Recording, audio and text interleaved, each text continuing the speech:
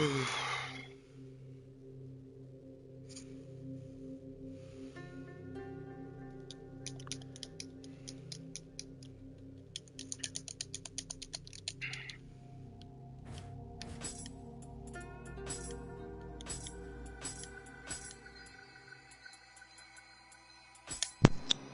back? Finally, you're back. Whatever. What do you mean? Nah, I've been here just waiting for someone to talk. Oh. I was listening to music while you were gone. What happened to Emilio? He went to watch some YouTube himself. Oh, okay. While his controller charged.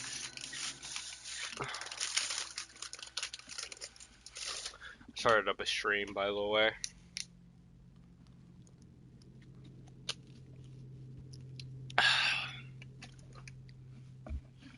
Damn, it's so hot. Jeez.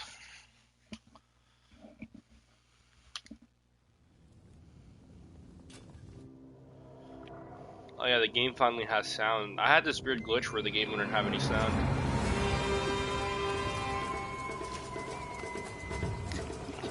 Like in during a mission or on like the map screen? Overall, all you can hear was like sound effects, like switching stances and footsteps and shit.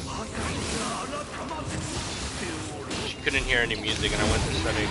Couldn't hear any music or like attacks.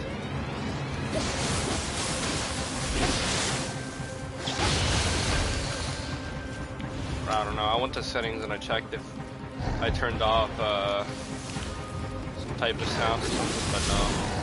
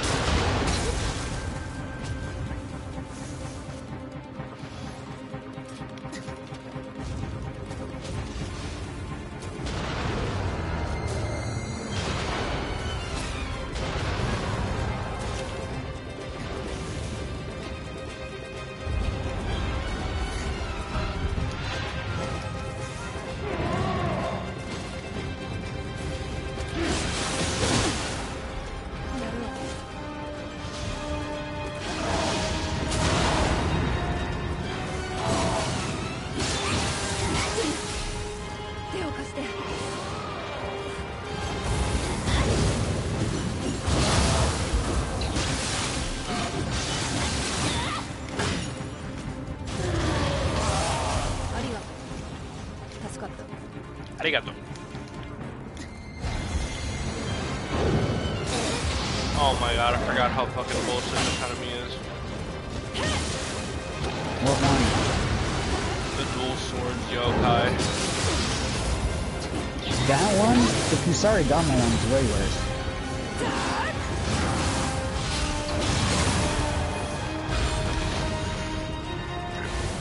Both of them are really bad. The dual swords one was really easy on Nioh 1, but they made it like 100 times worse with that new No, verse. all the blue skin ones jump all over the place, but specifically the worst one is the Kusari Gama Ninja. Because not only can you not hit it, it also hits like fucking 800 to 1,000 damage in like a hit that comes out in a half a second. Yeah. I do agree that one's also bullshit. And is the most bullshit one, but dual swords is also bad. It's the only enemy in the game that has killed me multiple times before I killed it once.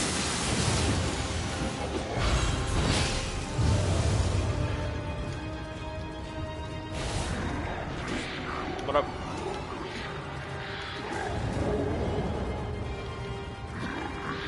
I always forget how much of a song you lose when you don't have both your earbuds in.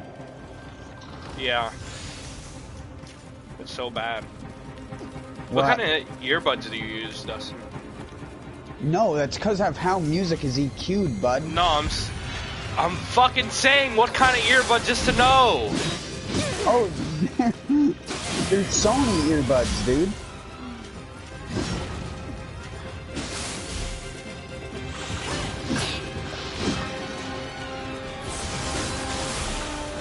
They're really good. They're the only type of earbuds you can play at max volume and not have it sound distorted.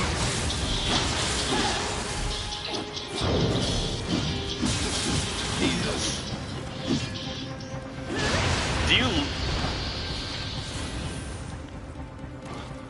Do you always listen to max volume stuff, Dustin? I turned it up just for the sake of it. Oh, okay. I'm actually listening to it at this loud. Also, sorry. Friend just came to the door. Give me a second.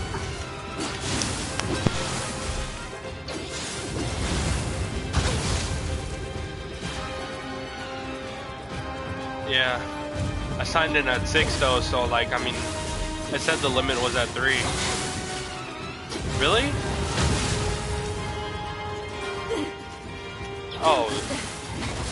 No. That doesn't fucking make sense though. Like, how do you expect people to wake up at 10 to go to virtual school? Like, what kind of bullshit is that? Exactly, real school. Not going to real school. Anyways, they only give you like 20 minutes of work per class, unless you have some bullshit ass.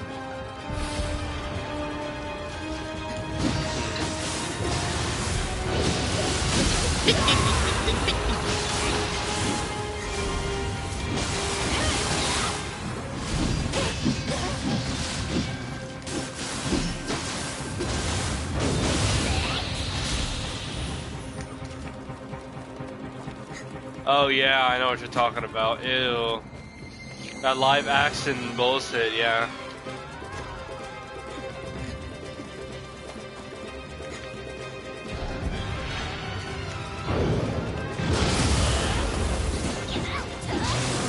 Everything from the demo is in the game. Everything from the demo is in the game. Yeah. He's later on, a lot later on though. I would say I'm probably like 75% through the game, 25% through the game. At least I think. No, like 75. That's what I think at least. I'm not sure though, how much I actually am. Oh! In a bit.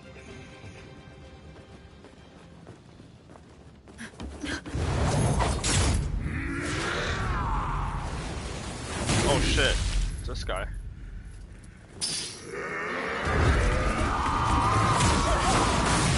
Damn!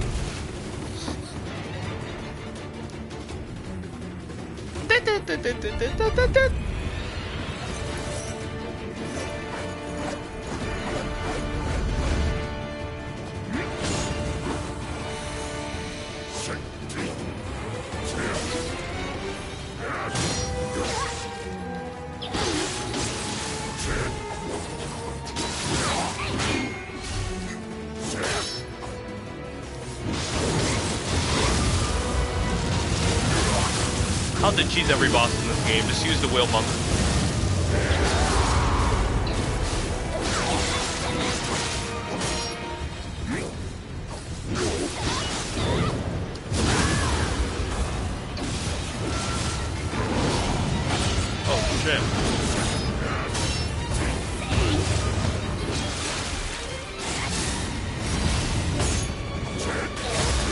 Oh shit.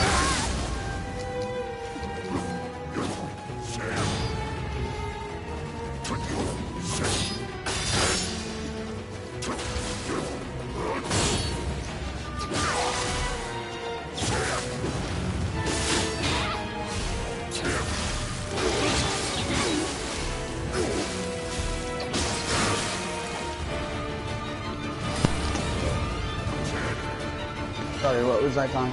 No, we were just talking about your headphones. Oh yeah, no, I listen to music loud sometimes, but a lot of the time I don't. I just do it because those headphones are actually decent headphones.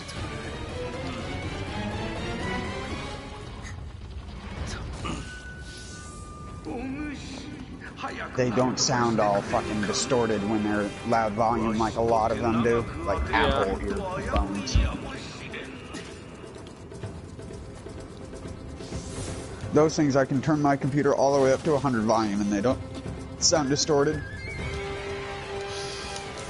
They just sound like really, really loud little speakers. That's why sometimes when I'll have a video going, you can hear it on my stream even though the earbuds aren't even in my ear. Yeah. They're just sitting on my table. I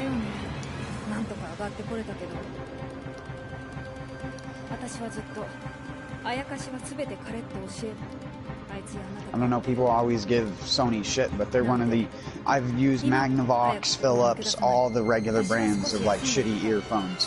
Sony is the only one that makes a jacked earphone that lasts for longer than a year.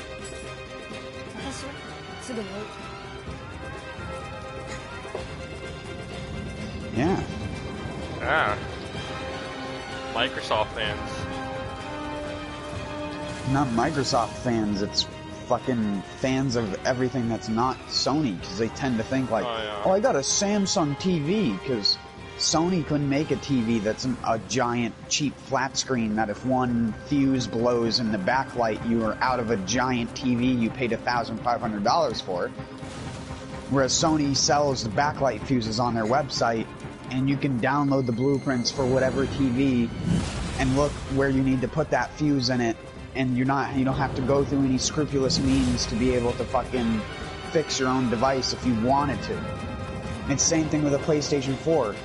Sony is the only company that released a video of an engineer from their own company disassembling a PS4 in a video to show you how to disassemble it. No other company has done that. No, like Microsoft didn't make a video on how to disassemble an Xbox One.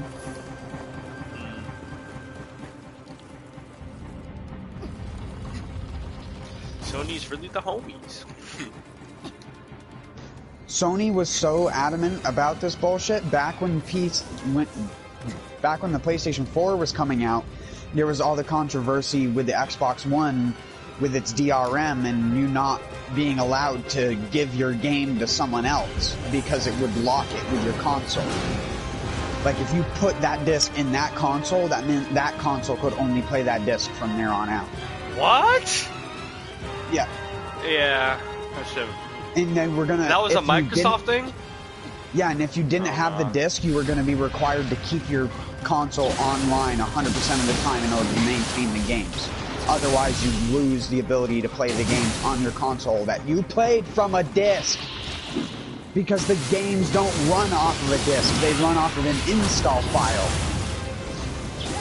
on the hard drive, because games can't run off of a disc anymore. They're too fucking slow. They just shove a bunch of compressed data on the disc that gets uncompressed when it's on your PS4, and guess what? It doesn't even matter. Because they still have to download whatever day one patches are there anyways.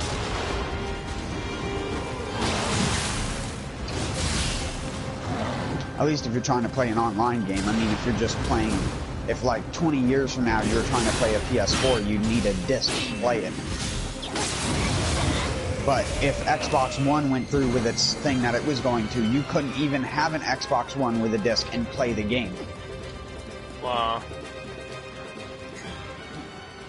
Especially if that disc had already been used on another console, because it would lock that license to whatever account that game was loaded on first. Let's release some scummy shit. It's like how PS4 does its digital games, except for they were going to do it with their physical games. And Sony had a reply to this where they made a video on their own YouTube channel where it was two Sony executives, and the video was how to share your games on the PS4. And it shows one of these like high up executives, like these dudes are fucking 50 to 60 years old, and he literally, the video is 30 seconds long. The opening is the PlayStation, and then it shows some text on the screen with like the blue PlayStation background, and it's like how to share your games on PS4, and it shows a clip of the guy doing a bow in Japanese and handing the game over to the other person, and the other person bows and accepts the game, and then it cuts to the PlayStation, and that's the end of the video. It's just like, it was such a like fuck you Microsoft kind of video, and that in turn with a bunch of other bullshit is actually what caused Microsoft to turn back on this DRM system they were going to have on the Xbox One. What was the good that was going to come out of that DRM, obviously, for like Nothing. us consumers? Nothing. It was all for the business. It wasn't for the consumer. It was anti-consumer. And PlayStation wasn't having it. I shouldn't even say PlayStation, just Sony, because Sony's not an anti-consumer company. You make your company too anti-consumer, people stop buying your fucking products, and it's why PlayStation 4 is the more popular console than Xbox One, even though Xbox 360 was more popular than PS3. Because PlayStation 4 did everything that Xbox 360 did right on a platform that has better exclusive games on it. Who the fuck wants to play Halo in 2020? Like, get the fuck out of here.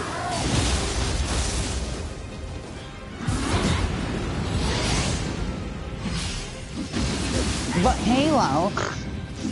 You can play that shit on PC now, so it completely makes their shit useless at this point. Yeah, and it was for $15 you could buy a collection of 3 different games on the Xbox One.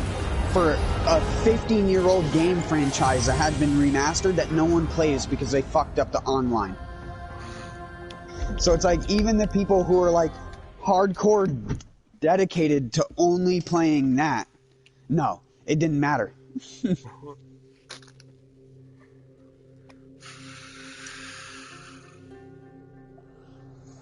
They fucked themselves so hard. Microsoft had to claw their way out of it, and the way that they did it was by making a fucking UI change to the Xbox One to try and improve it. Because when the Xbox One was released, it had probably one of the most terrible UIs in a gaming platform. And it still does have one of the worst UIs in gaming. Take the Xbox 360 blocks, and then make the entire full screen squares. And just square with a smaller square with an ad in it, with a smaller square with an ad in it, with a big square that's the last game you played. And it's just like, I'm not even joking. Like, look up a picture of the Xbox One dashboard compared to fucking PlayStation. You will vomit. It is disgusting. The fact that that shit is still even looks half the way it does. PlayStation looks rudimentary comparatively. Because you boot up a PlayStation 4 and it's just 2 flat horizontal menus. And that's it. The PS3, like, dashboard shit looks a lot more complicated. Yeah, than one on but the it's... PS4. But that's only because of the sub-menu system. Yeah. Because in reality, it's set up the same way the PS4 is. It's just that when you hover over something on PS3, there's a drop-down where you can go into it as like a folder kind of thing, and that has a subfolder and other things in it too. At least if you set it up that way.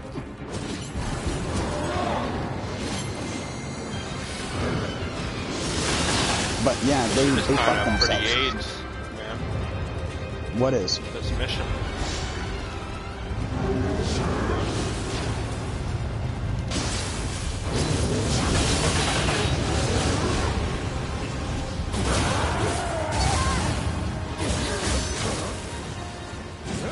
I still can't believe that out of all the bosses, the stupid fucking Anenra guy is still the hardest for me.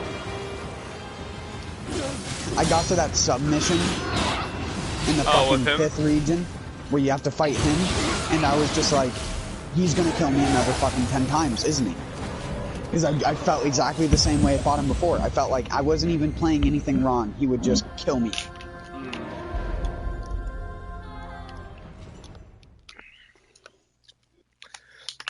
I had to use everything in my arsenal to beat him, to be honest. I used all my rejuves, all my elixirs, all my magic, fucking all my ninjutsu, everything, and just random shit that I had. Like I used a couple of lantern fruits and stuff. And I beat him with 23 HP or something ridiculous. About to die from fire. But after I got Spinny Boy from the trial, it made it so much better. See, I told you the Wheel Monk is good. Not Wheel Monk. That's not from the trial. Oh! You mean the other Spinny Boy. Yeah. Yeah, the real Spinny Boy. Spin. I'm trying not to spoil too much because I know Emil's in the party, so. Yeah. But yeah, if I fail up this this mission again, I'll hop in that expedition with you, because this feels like one of those missions that I'll have to come back to some other time.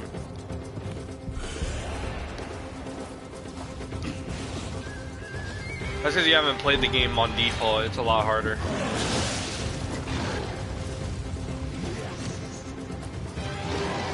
No, default is easier. You can respawn at a checkpoint. And the game actually is meant to play that way. The game's not meant to be played solo in expedition mode. That was just something I put in Hyro's head in the trial that he carried through into the final game. Yeah. I didn't do it because I quickly learned that the levels late game are not balanced around single player expedition at all. Not at all. If you have to clear 2 minutes killing a fucking basic yokai, then play in expedition mode all the way through the game. You will get very, not necessarily bored, but if you're not good at the combat system, you'll get annoyed. You're gonna find that you're gonna get not only bored, but if you are, yeah, but Hyro, you're the experience of someone who's played way of the Nioh in Nioh 1. That's not, you don't have a fair comparison compared to someone like Emil, who has barely played the first game's shit, and the first game gets incredibly difficult near the end of the game.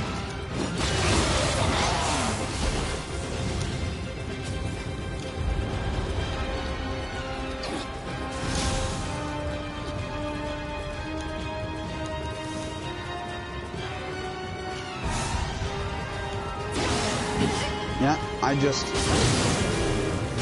suggest playing the game the normal way. Just because that's the way the game intends you to play it.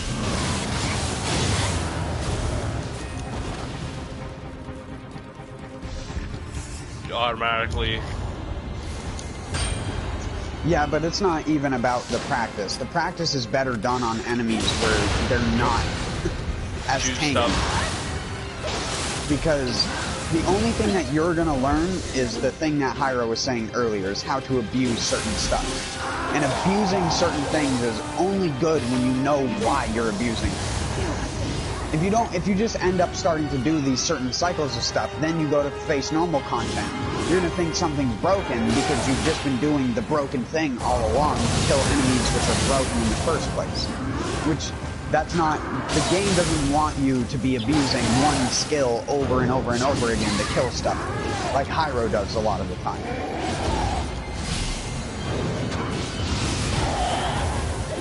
The only time that I consider that acceptable is on, like, human bosses, where it's like dual swords, God of Wind plus draw strike spam is just unbeatable versus any other weapon's capability of taking down a human enemy. But that's like the entire weapons moveset is busted against humans. It's not just it's not a one-trick pony. With dual swords, you have to learn the proper triangle timing of God of Wind and you have to learn how to combo into Sign of the Cross and only half charge the Sign of the Cross so you're not full charging it and wasting time. Because the difference in between wasting a half a second and not, it doesn't sound like much, but you can draw strike with the dual swords for max damage in a half a second of charging, versus the full second that it takes to charge the attack, because the damage doesn't change. As long as you get the full half charge, it's the same amount of damage as if you held the button down until it comes out itself. Whereas with the single swords draw strike, you actually get more damage the longer you accumulate power. But that's not how it works with the dual swords, and that's why the dual swords draw strike is better, because it's just more consistent damage, even though it does less damage than the single katana's draw strike. The single katana's draw strike takes 2 seconds to fully charge all the way up to the max damage hit, whereas Sign of the Cross, like I said, can be done in half of a second for max damage. So, in the amount of time you could get one fully charged EI, you could get 2 Sign of the Crosses for more damage than what the single EI would do, even though the EI by itself is more damage.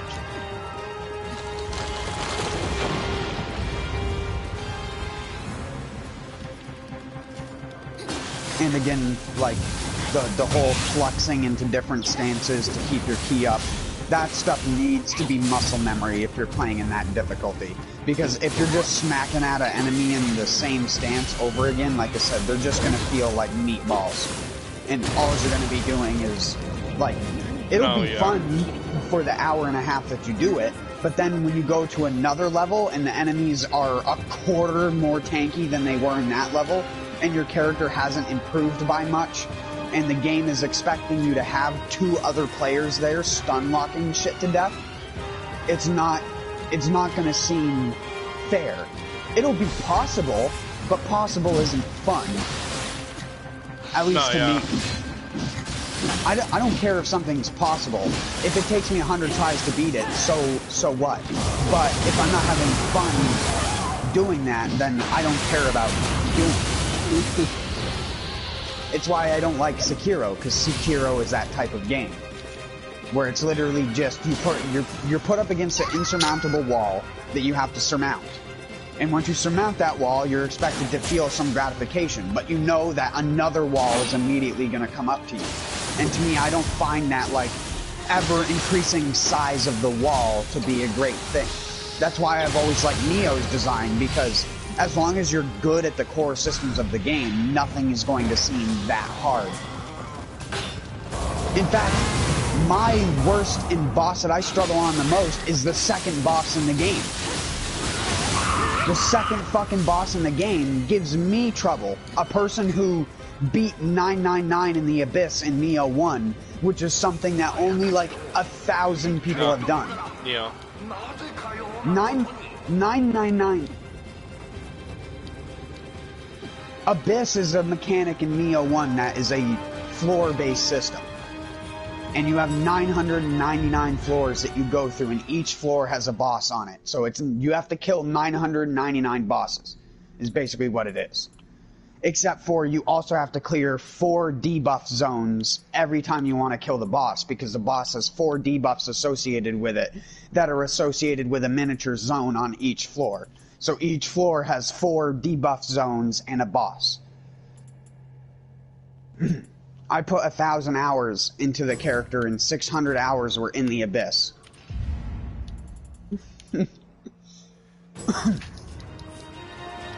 Again, but yeah, like the I second said, boss in Nioh 2 is what he was talking about. Yeah. Second boss in Nioh 2 gave me more trouble than 999 in the Abyss in Nioh 1. 999 in the Abyss in Nioh 1 took me 3 Nioh 2, tries not to beat. You know, Emma.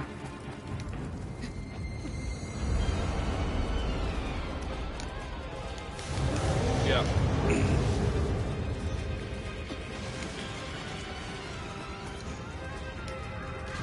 But I'm just saying that based off of how unfair it is. Nioh 1 was overtly fair to the player. You had every ability to stun lock any type of human enemy or yokai enemy to death. if you knew what you were doing. If you knew what two elements that thing was weak to enough that you could apply both of them at the same time, and you could discord them, or what is called a Nioh, confusion. Discord is just what people always used to refer to as applying two elements at the same time. It puts kind of this red-purple yin-yang symbol, and people always called it discord, even though it's called confusion in the game. And confusion in Nioh 1 drains a yokai's ki completely and makes him stun locked. In Nioh 2, it doesn't work that way, though. Did they nerf the spinny boy? What do you mean? You can't move while doing it anymore. Yes, you can. How? You just press left on the analog stick. Left or right. I know it can be moved, because I kept doing it by accident. I guess they just reduced the amount it could be moved. No, it's not like, it was never like the wheel where you could spin around in place. You could only adjust it a very slight amount. Maybe I'm just used to the wheel. You gotta be straight on with them. The only reason that they let you adjust it is so you can go in between multiple enemies at the same time and more optimally hit them all.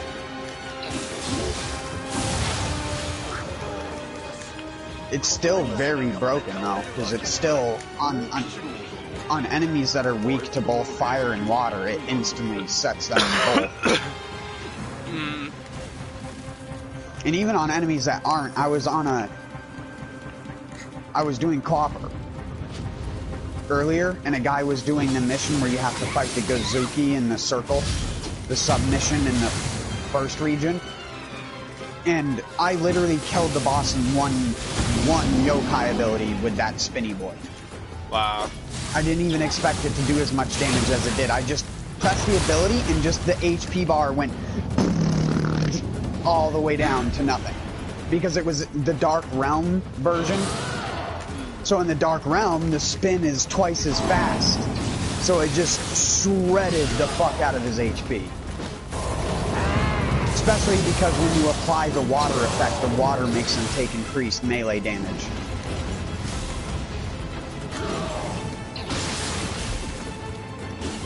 If you didn't know that, Emil, because I know Hyro knows it, but if you didn't know that, water in Nioh makes you take more damage. Or if the enemy has water on them, makes them take more damage. So, it lowers physical resistance. You combine water with weakness talisman, it's like a 25% damage increase. There are a couple enemies in Expedition that I just cheese at this point because they're just not fun to fight, and it's the Tengu and the Streaming Lady. I just cannon them because it's just like that's the only way to do consistent like high damage to them. Tengu is just use dual swords and kick. Kick until out of ki, swap to high stance combo with Cherry Blossom, draw strike, and then by then he'll put down a yokai realm, ki pulse it away, and repeat until dead. They take in. Oh, Hammer Bro. Ippon Datara. I call him Flip Bro, but whatever. That's what he does, he flips.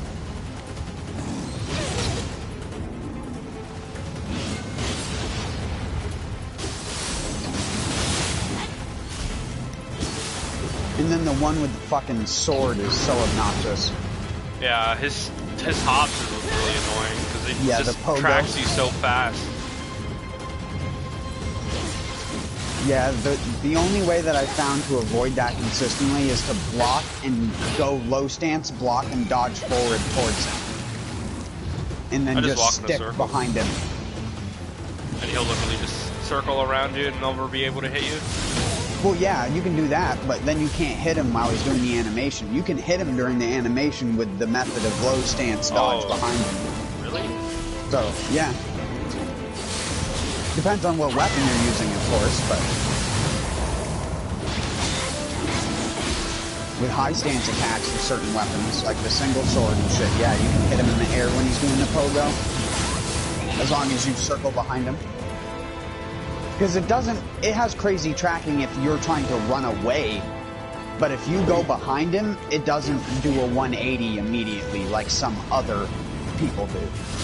The normal hammer guy is way more... No, I'm talking to Hyro.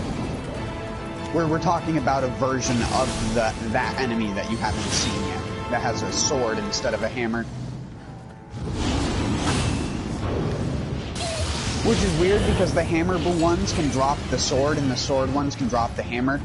Because it's random loot, and that's just a loot that's associated with that type of enemy, so...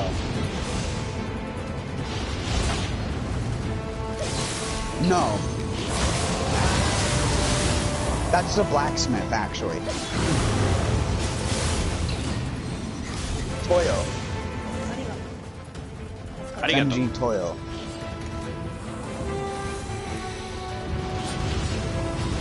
One day, my blades will be as famous as Muramasa.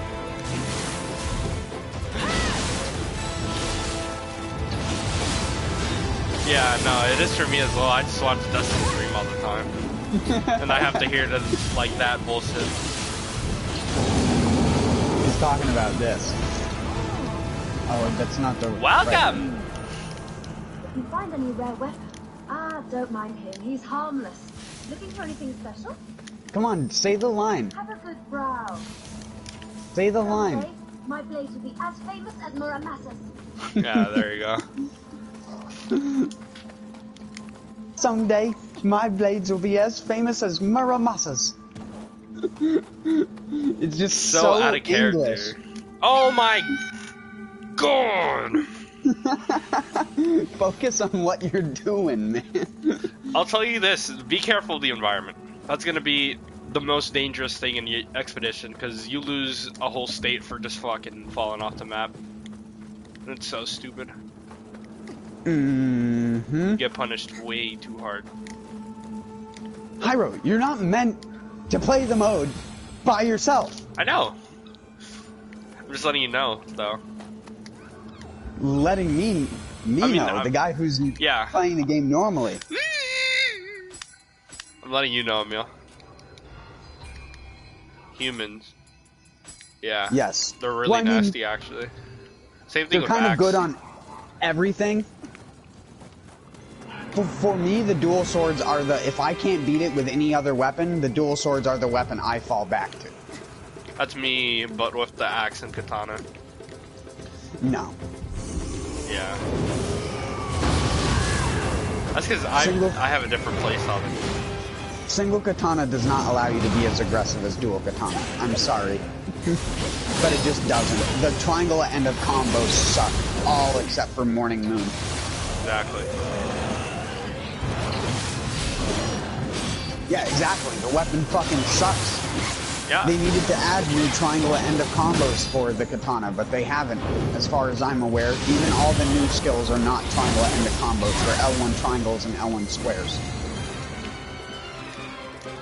Which, they added a new version of sword key, which becomes obsolete the second you get one of these new skills. I saw a person using one earlier, and I was like, really? Hold on, let me know.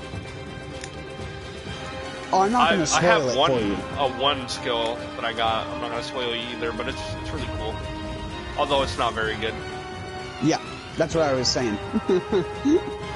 I've seen a good portion of them because of playing co-op. I just see people who are further into the game than me. Oh. I've seen some of the bosses that I guess you would say I'm not supposed to see yet. And how do you do that? What do you mean? How do you like see bosses that you haven't seen? Like, I don't see bosses that I haven't seen. I see people using the soul core of the bosses I haven't seen. Oh. Or using a weapon or something like that.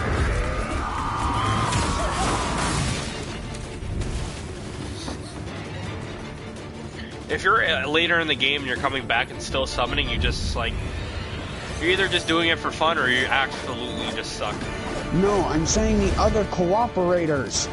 Oh, I see.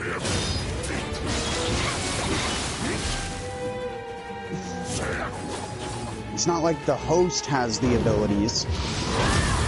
It's the fucking guys in co-oping that are the second Phantom in the world where I'm also the Phantom. Yeah.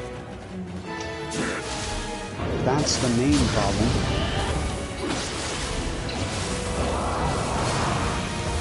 I keep fucking doing that like a goober, man. I can't stop.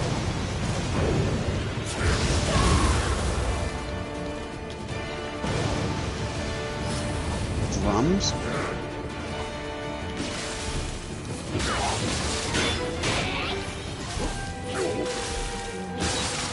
You mean barrels? Yeah.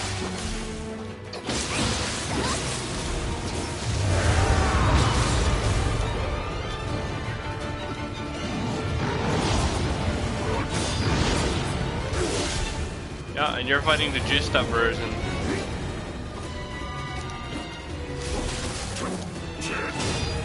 That's cause, I don't know, I guess you're used to Sekiro's.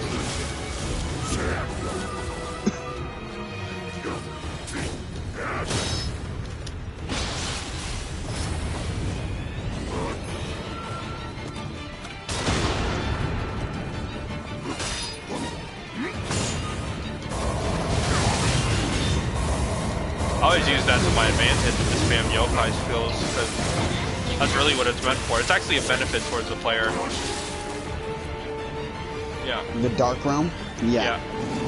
Especially later on where you have skills that improve, like Dark Realm recovery and shit. You're forgetting to mention the fact that bosses also take extra key damage in the Dark Realm. Oh, they do? Yeah, that's why it only takes one yokai counter to break their key in the yokai realm when they're in the Dark Realm, versus it taking like 3 or 4 when they're outside of the Dark Realm.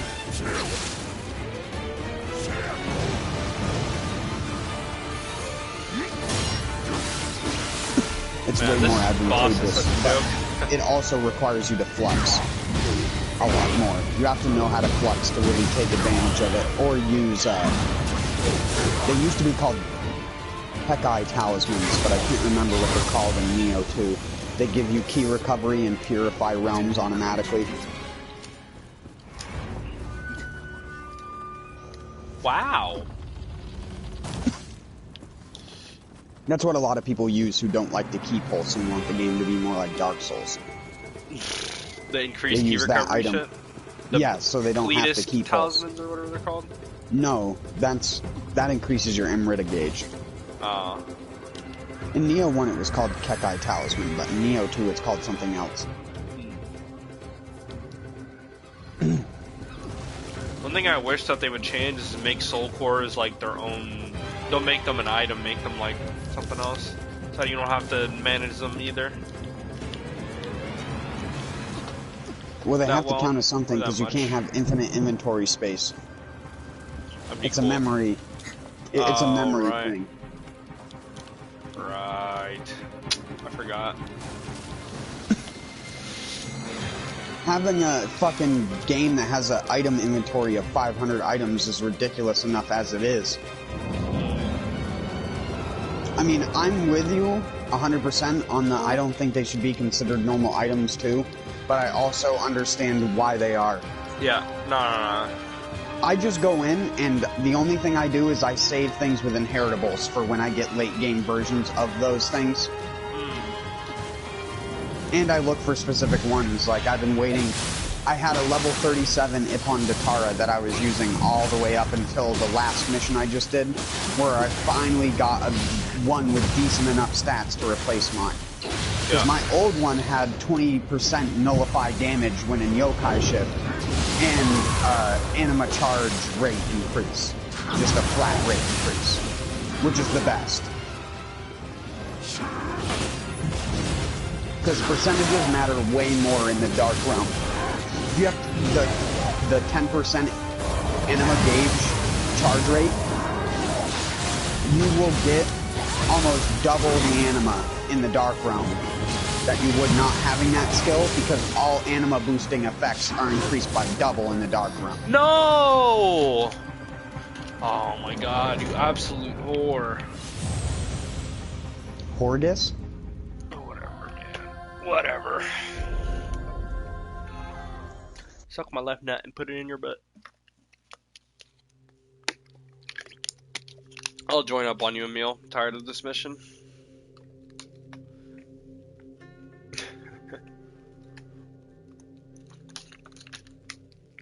Do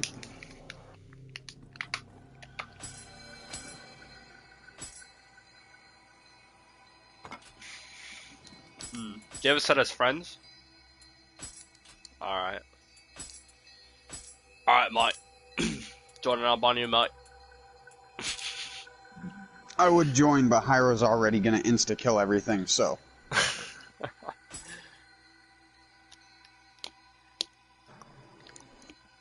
And no, he doesn't have the choice of using a weaker weapon because everything scales to you in Nioh 2. Except for Revenants. He'd have to get a sword from a Revenant that was like low level in order to not have an overpowered weapon. Yeah.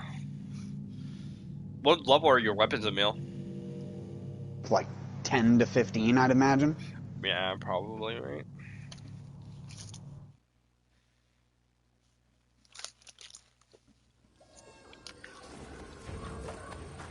Oh, I get severely nerfed, I forgot. Wow, well, I'm down 1,300 fucking HP. Yeah, shit. Your HP does, your damage doesn't, though. HP gets affected, but damage reduction and your damage output does not. Well, your damage does get nerfed slightly, but it's pre-multipliers. So the multipliers still get applied in the same full damage. It's just your base damage is nerfed by like 25%, which is barely noticeable because the enemies have lower defense. Oh, so. Shit.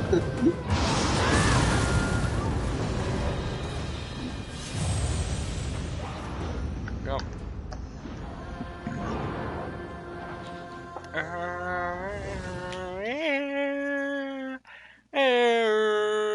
Shut up, Pyro. I'm singing the fucking song. Also, my damage is nerfed by like 300%. No. I do 900 damage regularly. I'm doing 320. Then you must not have a lot of damage multipliers. I don't know about that. And aren't you the person wearing a set? Yeah, I am. Exactly. I don't get nerfed that much. I can hit for 1,000 when I'm co-oping. I'm using the spear though, so I mean... I don't know if that... No wonder you're hitting dog shit. The spear is dog shit damage to begin with. Of course you're not going to deal the 900 damage a hit you were dealing with your fucking single katana or axe. You're a stamina-based character. Fucking goober. I'm not hitting as hard as I was with my axe. I'm only dealing a couple hundred damage with my spear. It's like, yeah, because it's not an axe. It's not a Dark Souls game where all weapons are balanced to do around the same amount of damage a hit.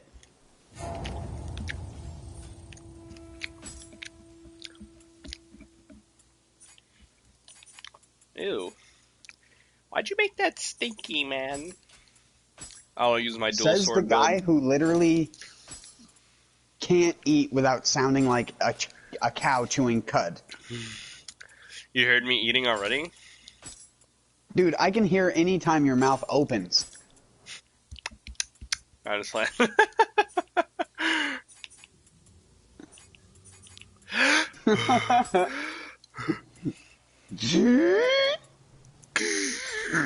He's like an Acme character. He fucking blows up like a balloon, and then he's like... like a balloon. Oh my god. Sorry, I need to use the bathroom real quick.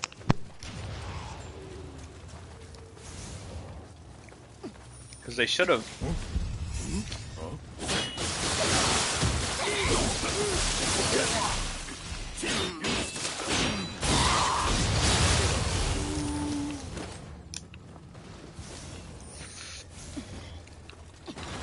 Don't make me pull out my axe build.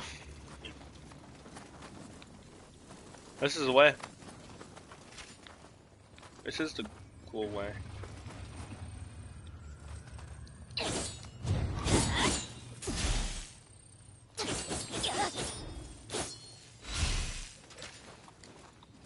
What do you mean? This way.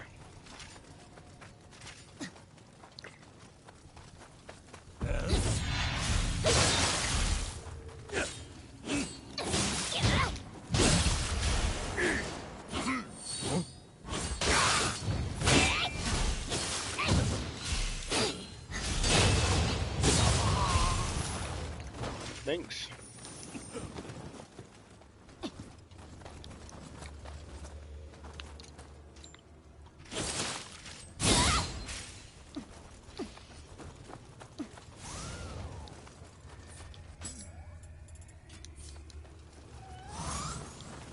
Danger dog.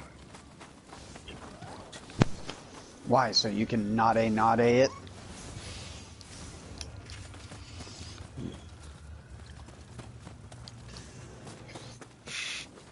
I told Hyro every time he sees Charlie, he needs to walk up to it and do what the character does to the Scampus.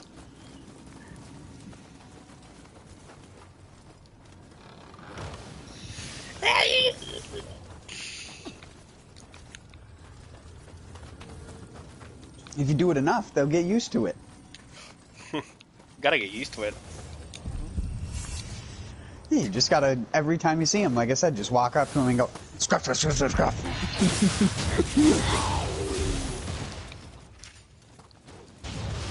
And then he'll follow you around. And roll.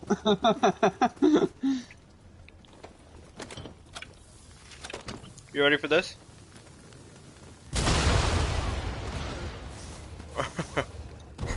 Aw.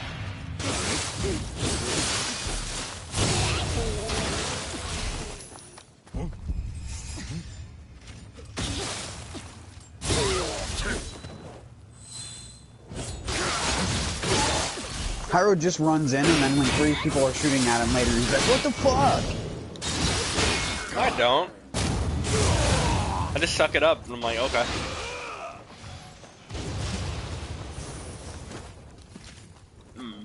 We can fight some of these revenants. They have like all purple. This guy has all purple stuff.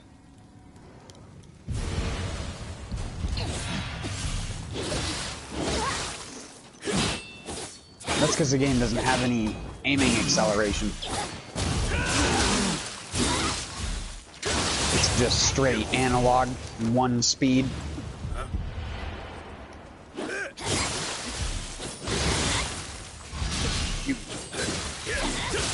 It also, if you lock onto an enemy and then pull the trigger, it will automatically put the crosshair on the head of them, pretty much.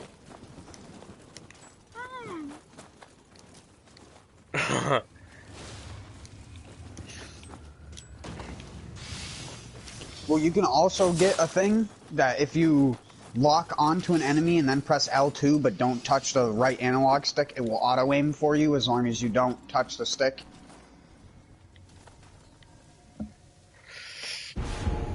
Alright. I'll watch the fight. I told you, Hyro plays at 1,000,000 miles an hour and we'll get halfway through the level in front of you.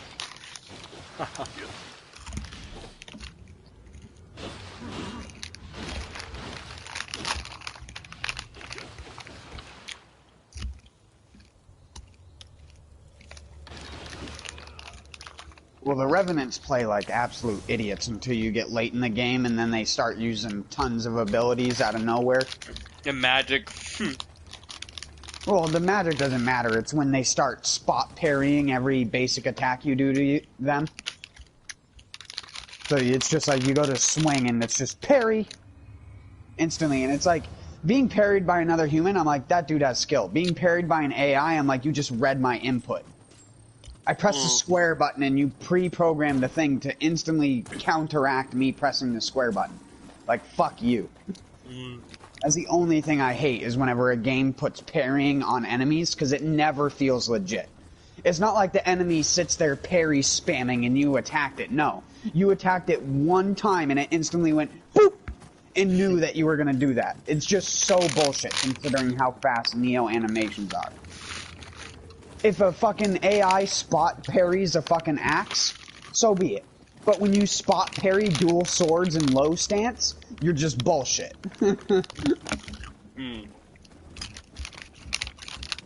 Yeah, it's 4 frames of animation. You actually cannot parry that with the games.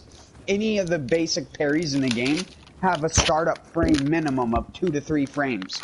So you would have to react within 2 frames in a 60 FPS game. Mm-hmm. A 60th of a second.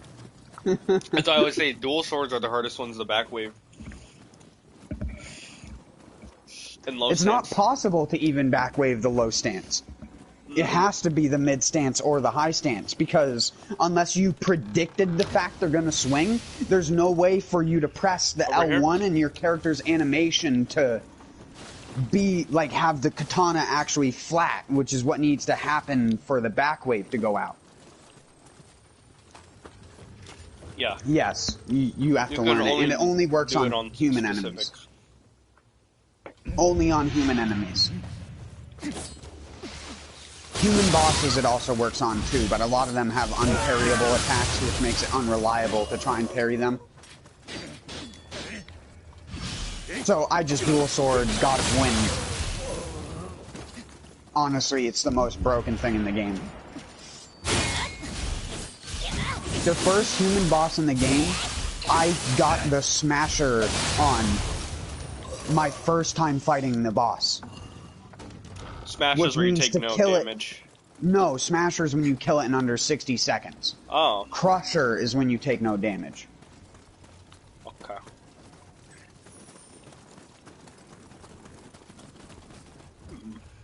That's almost impossible for me, though.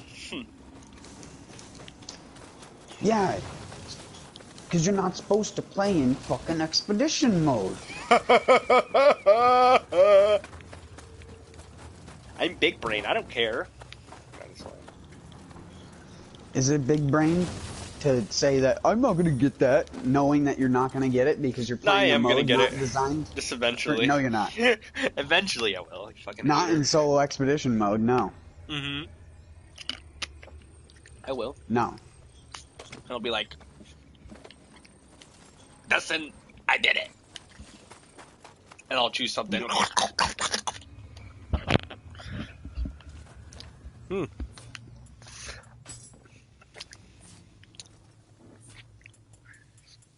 Go to the status, R1. I have everything at like, not even 13 anymore, everything is like at least at 14. The axe is the only thing I have really high, it's at 17.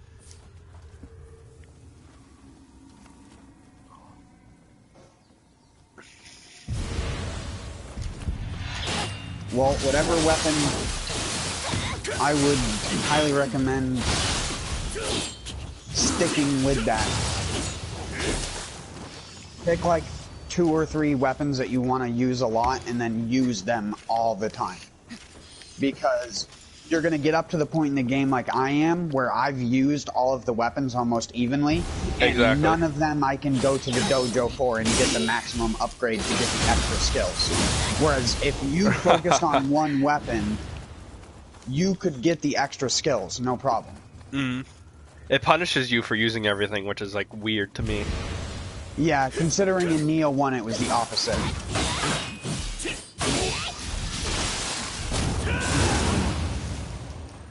Yes! So I said, playing with one other person makes this game like fucking impossibly easy.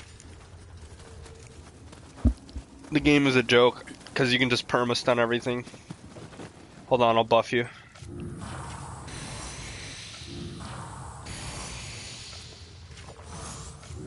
Oh, you don't need a buff? Don't worry. I'm gonna buff anyways.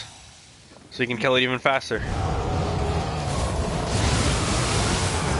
So you can kill it even faster!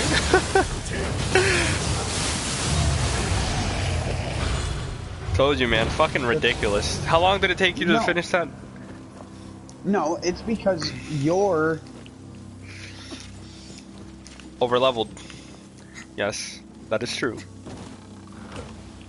Yeah, there ain't no... He ain't gonna get no satisfaction out of you beating the boss. Even if he maximum well, I know you have. I'm just saying, like, for next stuff, if he continues to help you through the main missions, it's like, he's just gonna make everything seem like a fucking joke. Yeah. Little lady. No, yeah, I'll tone it down though, if I can. I don't. No, you won't tone it down. I'll tone it down. I'll wear you little to no armor. You can't hold any of your promises, Hyro. Oh, that's because I made him like that.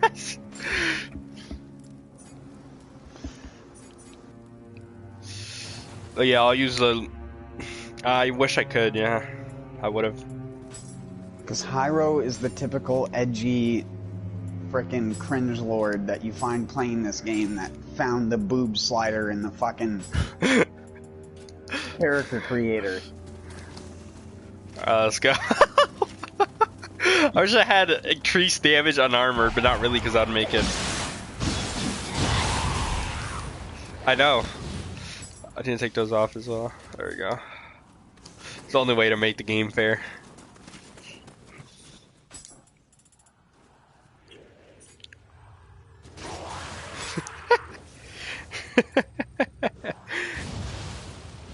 No, I'm just laughing at it though.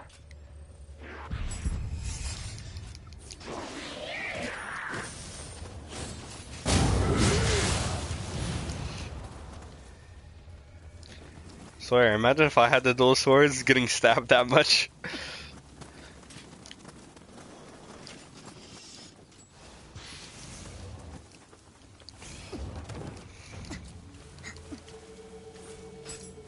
Let me put on the single katana. Oh no. There's a revenant here.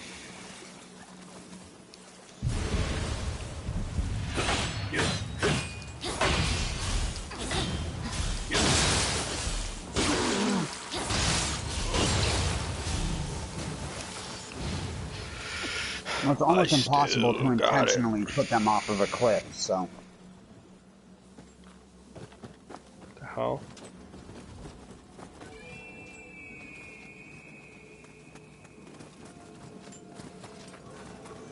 For a Revenant, it depends entirely on the skill. Most of the time, if you get them on the ledge, they instantly recover.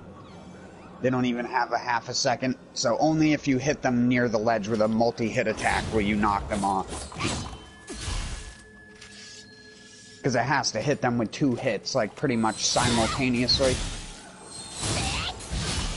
It's way easier to knock them off if you have multiple people, but for me, it like always was hard if you're not using like dual swords or something. Again, it's one of the reasons why I always say that dual swords is one of the strongest, just in general.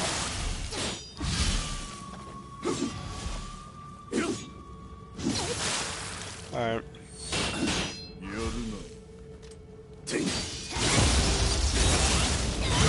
Hyro uses the base katana, which is the most boring weapon in the game because all of its skills are basically garbage, so you're just using the basic attacks over and over and over again.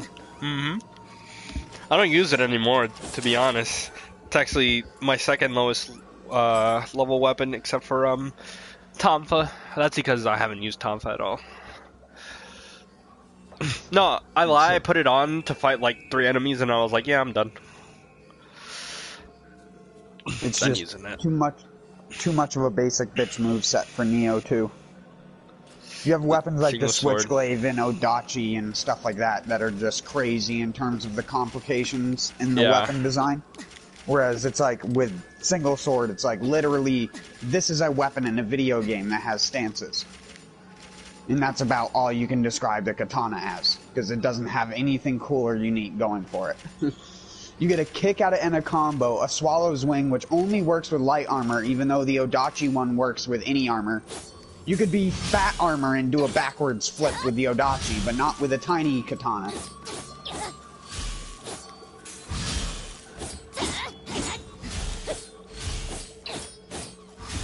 Because doing a backflip mid-attack is totally a viable military strategy.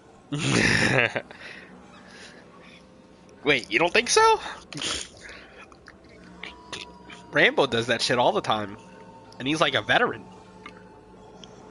He doesn't do a backflip. It was a joke. I don't know if you're memeing the meme. Yeah, I never know if he's being serious or not. I mean, you could have made like a 7th Samurai reference or something that was actually relevant to a samurai, but no, you make like a fucking reference to something that has nothing to do with a sword.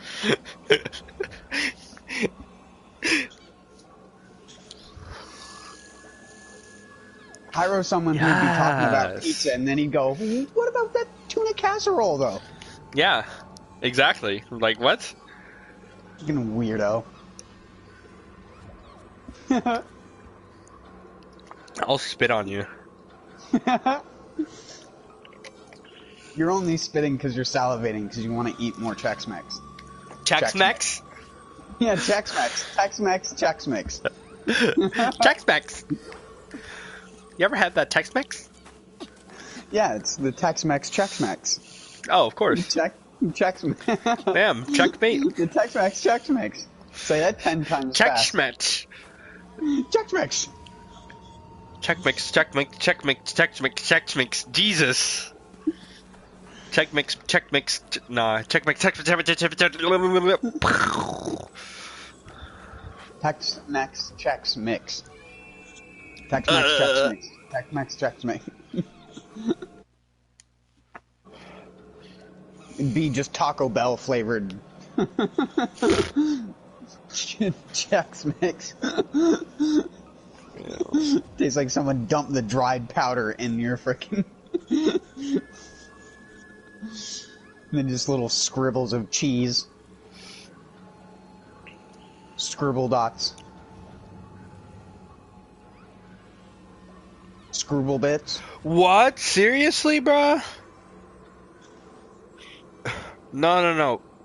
Update. You must go onto Classroom and complete the questions or email me between 9 a.m. and 11 a.m. for attendance to count? Like, what the yo.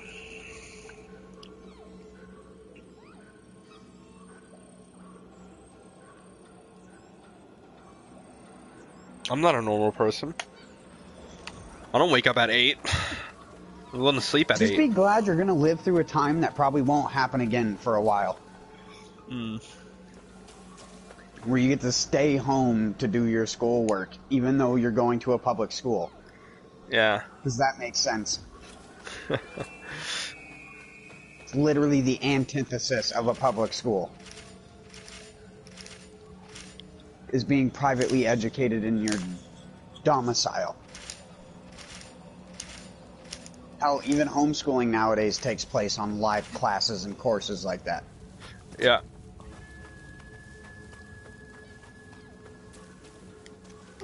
I don't think back then they had the technology to do that shit. Back in the 80s and 90s, you had to get books. Obviously not. Come on, guys. There was a time without the internet? What? Can you look that up? High five, Ghost?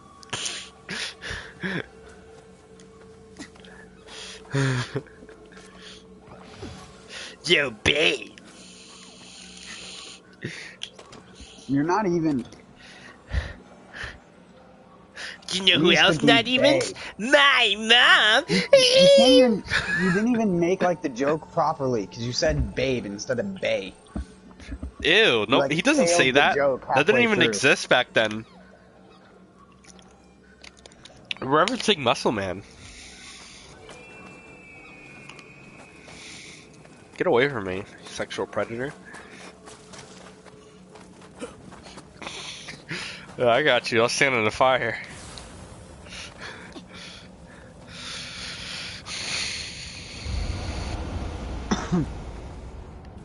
Oh, I still have my freaking horns on when I'm in this thing. Look.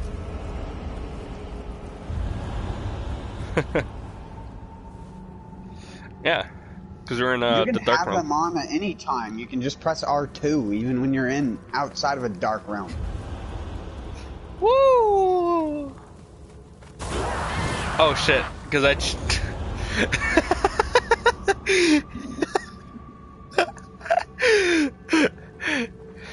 Oh shit, I forgot what I was gonna say. What? Oh, because I picked a custom one. You have to edit it in the character creator. Let me see what your character looks like. The character creator, you can't do that now. Stop moving! I want to look at it. Oh my god. Stop! My character looks like Goro Majima from Yakuza. Which is really weird to see the face of like a person who's normally like, Kiryu! Go, yeah! Yeah! Well, no, to see him like caring about people in cutscenes when he is literally an antithesis of a person who cares about people. Because the only person Goro Majima cares about is Kiryu. What is Goro Majima though? Is he like He's the guy with the baseball bat. No, I know, like, but what is he in the actual game? Is he like a Yakuza gang member or like a leader or something? Yeah, he's part of one of the families, as they call it. Not from... He's part of the Majima family. Oh, okay. Which is an heir to a different family that I can't remember the name of because I hadn't played Yakuza Kiwami in like a year and a half. Yeah. What? You can revive me, man. But you ran away like a pussy. Cat.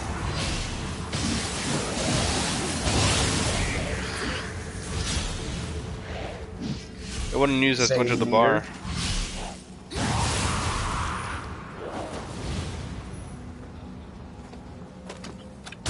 Because you ran away, you were too far. It only lasts for 5 seconds. Yeah.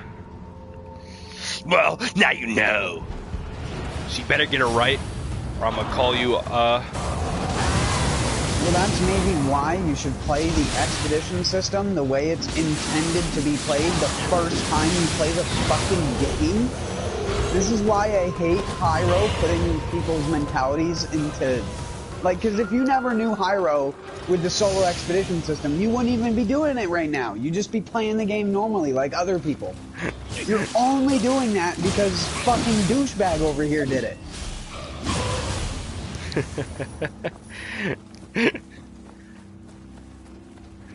It's true, though. Yeah.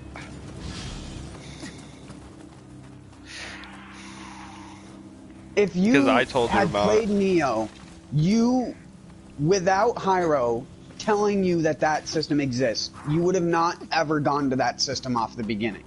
Because there is nothing in the game that tells you to go to expedition mode and play it solo in friends mode, but not have your friends come in.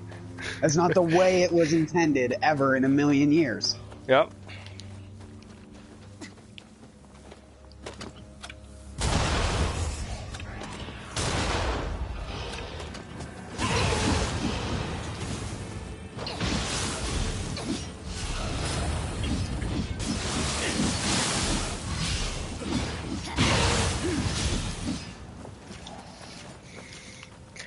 Don't think of the could'ves, thinks of the is's. Well, if you don't want to think of the woulda or coulda, then you did play the mode because Hyro played the mode. There, how is that for a better sentence? Yeah. Because either way, it's true. If you didn't know it existed, you wouldn't have gone to it. It is not intuitive. That's what I'm saying.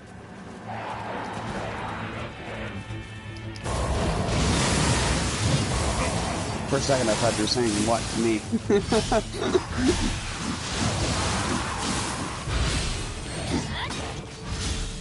No, I understand. It's getting pretty late over there for you.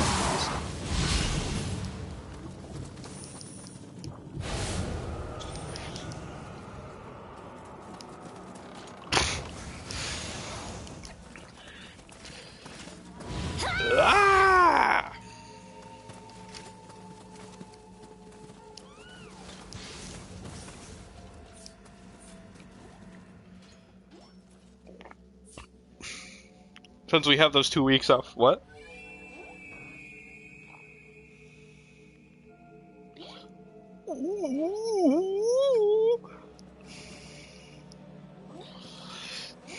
Did they make your stomach hurt?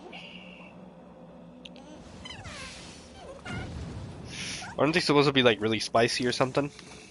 What do you mean? I don't know what double eggs are. It's just like egg yolk and mayonnaise with whatever other stuff you want in it.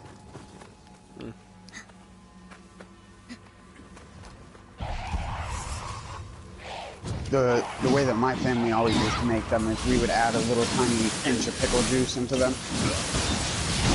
I know to Hyro that sounds like disgusting as shit, but... You know what? I ate a pickle chicken sandwich from KFC on stream, obviously, because I only eat on stream, and it was actually pretty good. Yeah,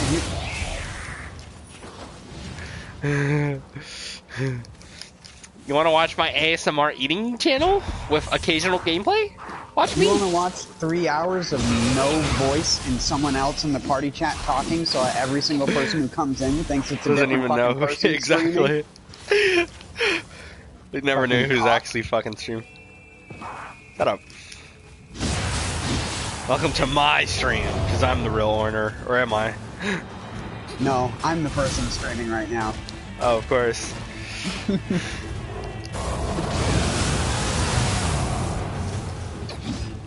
The gameplay that people are watching on your side is just a recording anyways. Just a recording? Yes. Recording of what? It's just a playback. You're just playing a YouTube video on your laptop and streaming it. You just went to the least popular guy on Twitch, found his VOD, and is re-streaming his VOD. He only has 2 pieces of armor. Oh, he's a Revenant. 2 pieces of armor and a friend that is very conspicuously named. That both seem like they're in a part of a gang. Oh. What is this? Did I walk into the designer clan tag? I swear. Fucking clones. Stormtroopers. Shut up, Dr. Roxo.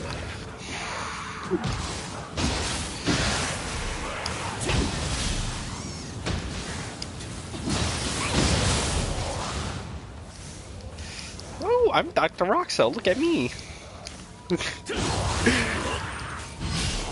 Settle down, Emil. Your mic's going crazy. The worst thing is I'm always like... Emil is never sharing his audio, so I'm always either talking to myself. Or just you. And Emil. Ow, that hurt.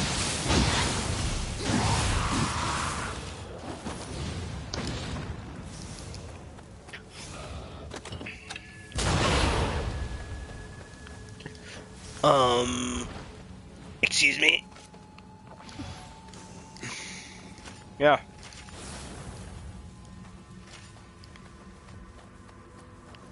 Oh. Yeah, of course, it has the Japanese background birds. And crows. You can shoot the crows to get an item. Most people it's really don't some do Resident it, Evil thing.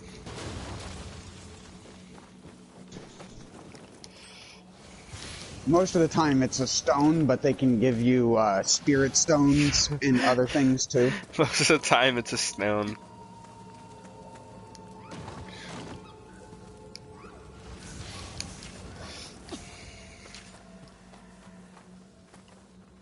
Well, they also give you antidotes. If you have higher discovery anyways. You did not block a single move, or like... I'm confused. Whoa. Oh no, don't put him in the... Oh, we can't loot him.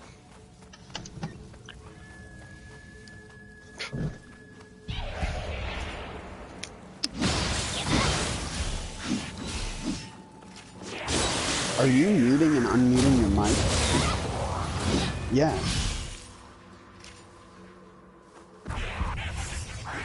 Now it sounds like there's like radio interference. There's a Kodama in that corner.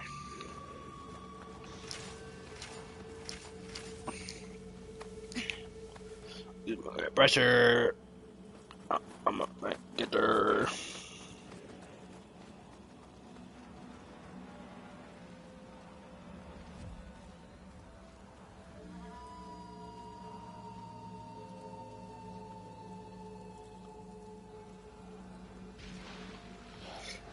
What's this fucking? How old do you think?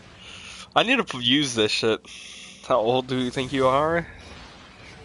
Try it. Jeez. Yeah. Well, now it's even worse because, like I said, the. Oh, I'm the 48. Oh no. Hold on.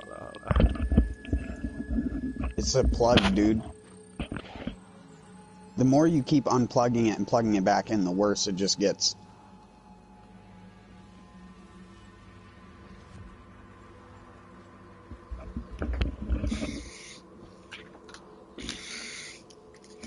Why does it say I'm older than I actually am? By a lot.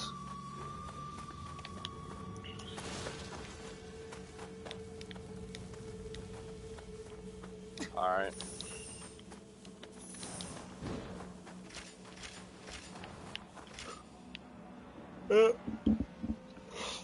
Turn off your controller all the way so it charges more.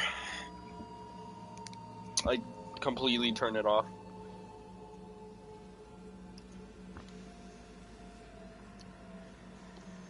Yeah, and if you want your controller to charge faster, don't use a long USB cable. Because it should only take 30 to 40 minutes for the controller to be nearly fully charged. Yeah.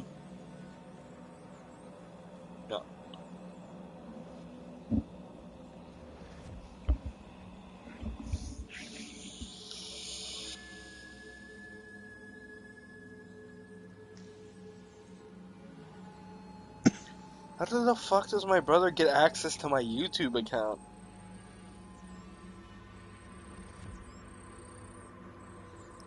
I'm confused, man. Did he use your iPad? Maybe, actually. He was only signed in for a little bit. He watched like a couple of videos. Bunch of Nerf videos. Nerf Wars.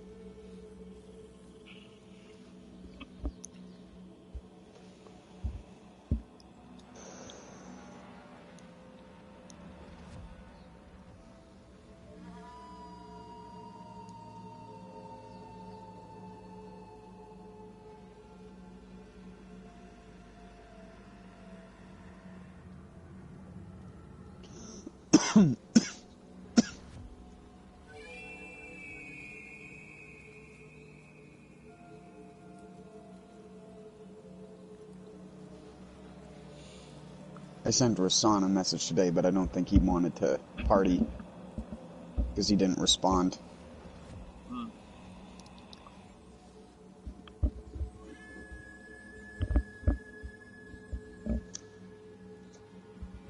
I wanted to see how well he fared if he was struggling on the submission in the second area. I can't wait till he gets to the main mission where you're forced to clear the 2 to 3 waves of enemies that are ridiculously tough, and it's multiple. There's like the wheel monk plus the other guy at the same time. Wait, which one? What do you mean? It's the main mission where you're forced to kill the several groups of yokai in order to progress on the main mission on that one bridge. I don't know. There's a main mission where you get onto a bridge and it locks you on that bridge and you have to fight several waves of yokai.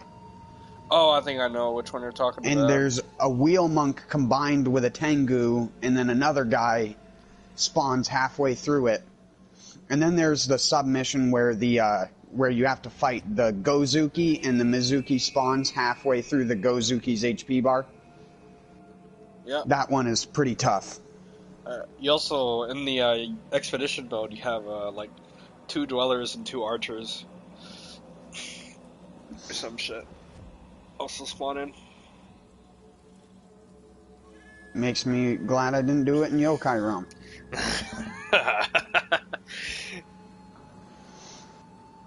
It was a fun fight, to be honest. It reminds me of the DLC content, to be honest. What Expedition Mode is, that's what the DLC content is like. Because, it reminds me of that thing where you have to fight, the Axe dude from the DLC, then the Scorpion dude from the DLC, and then Date. With, like, the random archer dude spotted in. That's what that mission reminded me of. Except not as insane, because that mission is insane.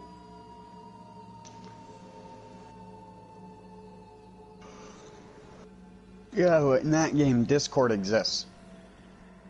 Everyone always says that, but those are the people who play Nioh without using Discord or any of the mechanics, like I said. Nioh 2, those mechanics don't even fucking exist. Confusion doesn't even serve the same purpose anymore.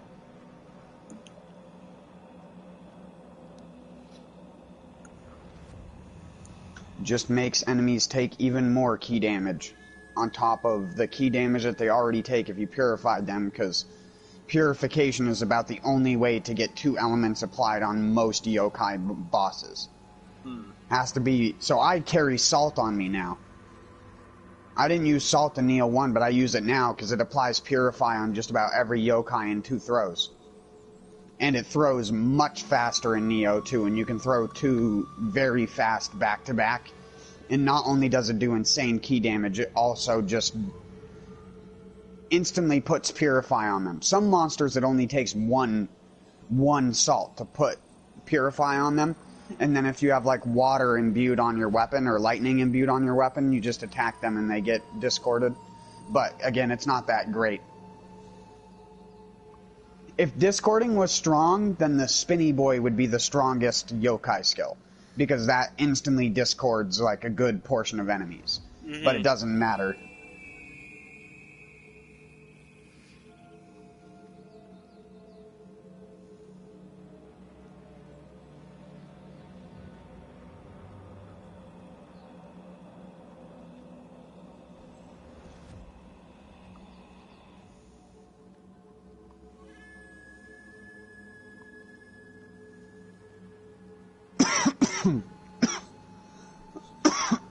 Excuse me.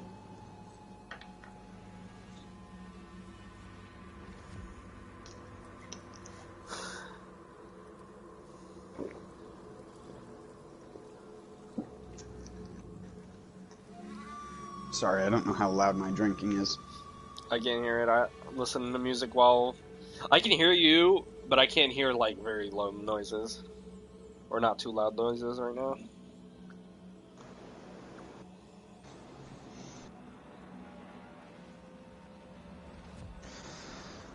Well, I always consider myself a quiet eater, but for whatever reason, I've always had a very loud drinking noise. Like, my drinking noise is like the frickin' stereotypical, like, gulp sound that, like, fucking the character makes when they take an elixir. But only when I, like, drink enough liquid to actually fill my mouth. I don't know why it does that, but...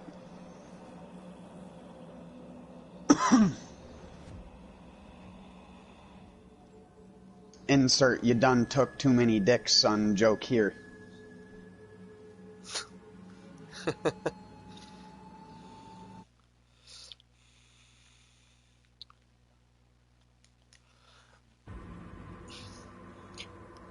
One of my controllers I used to be broken is now fixed, and now my main Nioh controller broke, so now I've, like, switched over. What do you mean, broke? It didn't break, but, like, you know, my left stick is, like, completely busted and makes it so that the character twitches, like, 24/7 and just randomly stops. If we ever do an expedition, I'll show you what I mean. No, I know what you mean. My original controller for my PlayStation 4 does that, too. Yeah.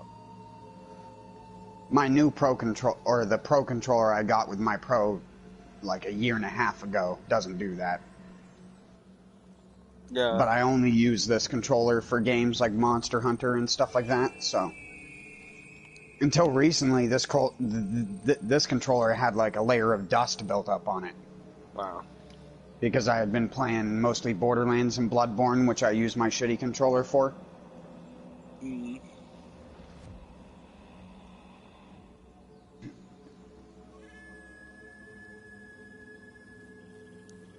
That controller drifts, but it only drifts because the analog doesn't go back to the center by itself. But that isn't that big of a deal for the way that I play. Because I kind of go back to center naturally, even without the controller spring doing it.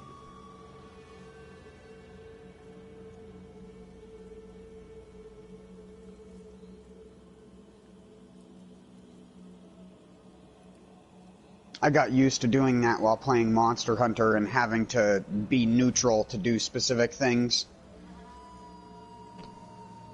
Especially with things like the hunting horn.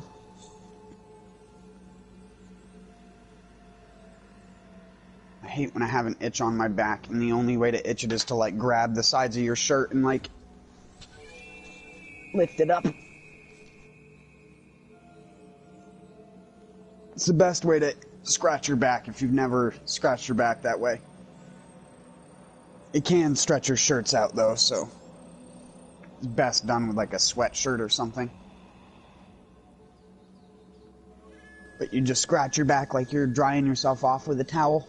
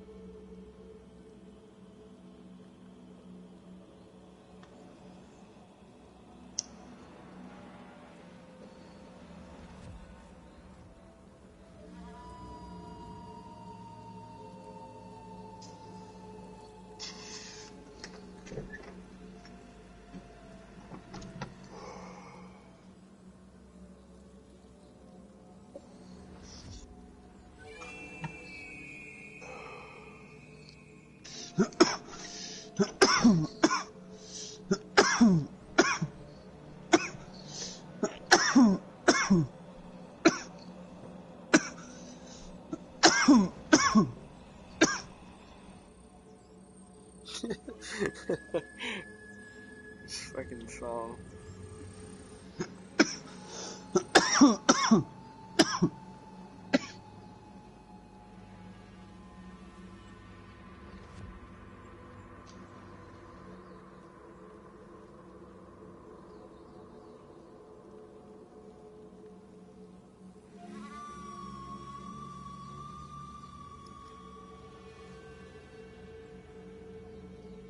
I came in from outside where it's dark out, and I'd been out there for like 5 to 10 minutes, and I feel like my eyes adjusted to the dark way too fast.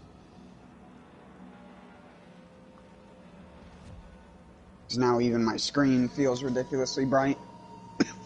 Hmm.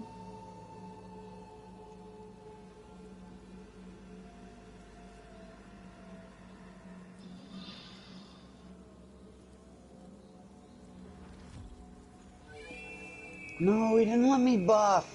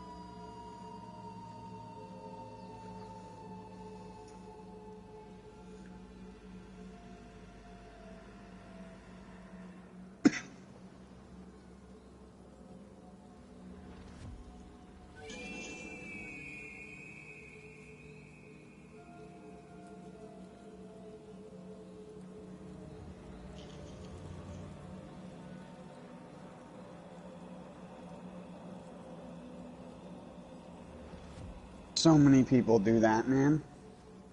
Do what? It's like they wait to summon a person, but they can't wait the extra 5 seconds for them to run up to where the boss door is to buff them. So they just go immediately into the boss upon being summoned. And it's just like, you're just... What happened, Emil?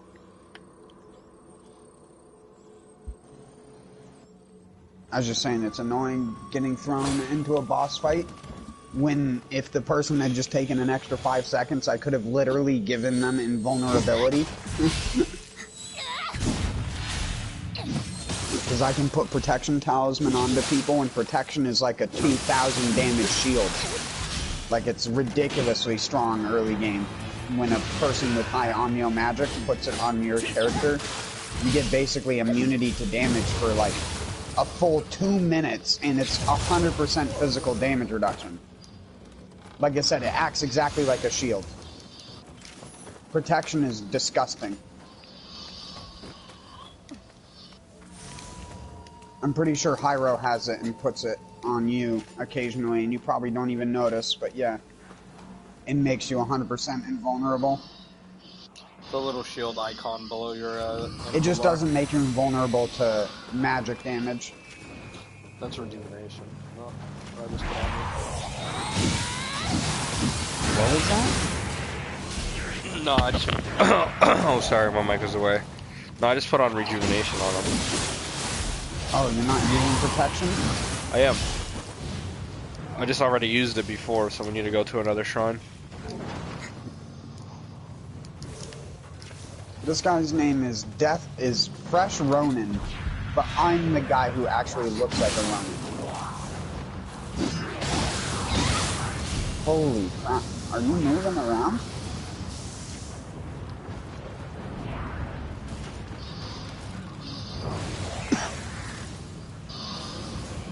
Oh my...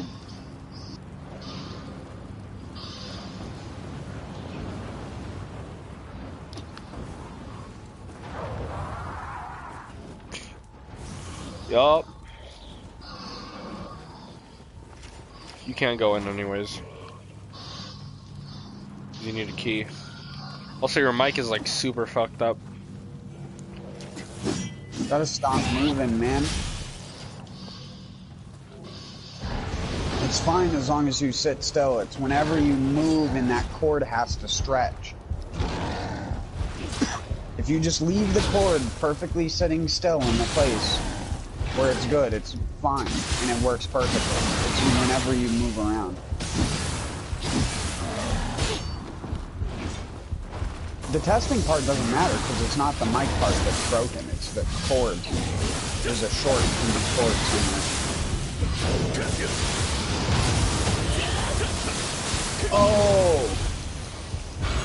Sorry, I forget that doesn't... Mute you? Yeah, it's so weird. Hmm.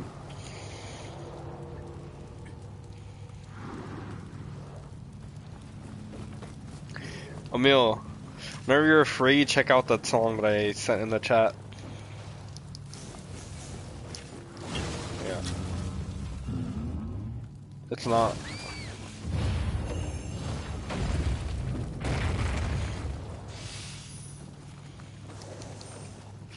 It's a funny song.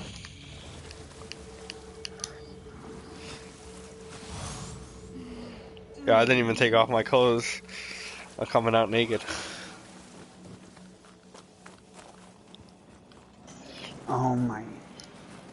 How did this guy drown? Weird, dude.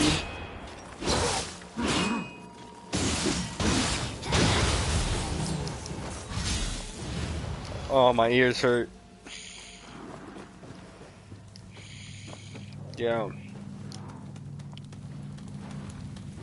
You must have a certain specific way you like sit down or like lay down or something that messes it up.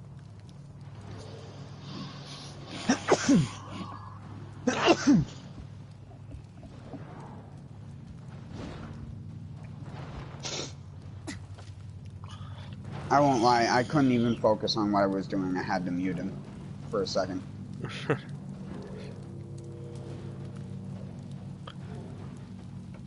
Like, if it was in both ears, I could take it, but I have a mono earpiece in, and in one ear, it's like giving me tinnitus. I can already hear my ear ringing.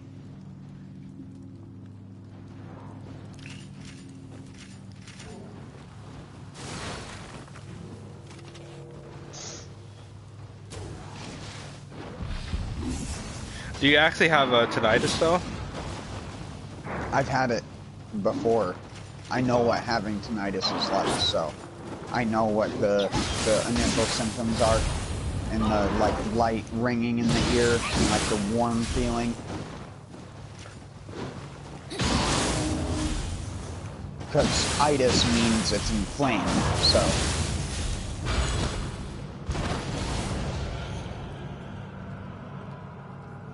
Did he get it situated?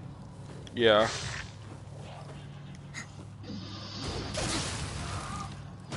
This guy has a cool ass looking mace.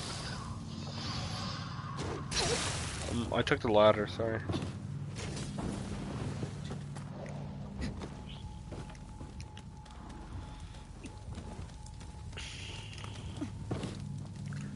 Alright.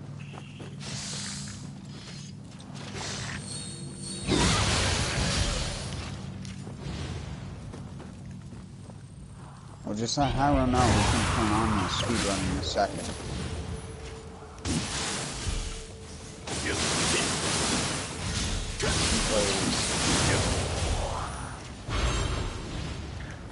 Very fast.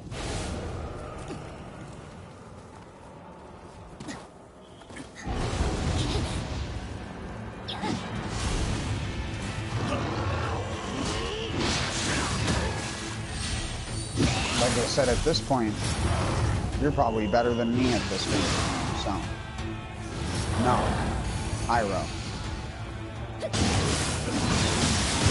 It's like I always tell people, at the game, sure, but like, at mechanics and shit, no. No, there's a difference. I can teach people what mechanics are. I have trouble using them though, because I'm bad with actual functional controlling. I always am in video games. It's why I can play 2,400 hours of Monster Hunter and still die to a Rathalos in Hyrule.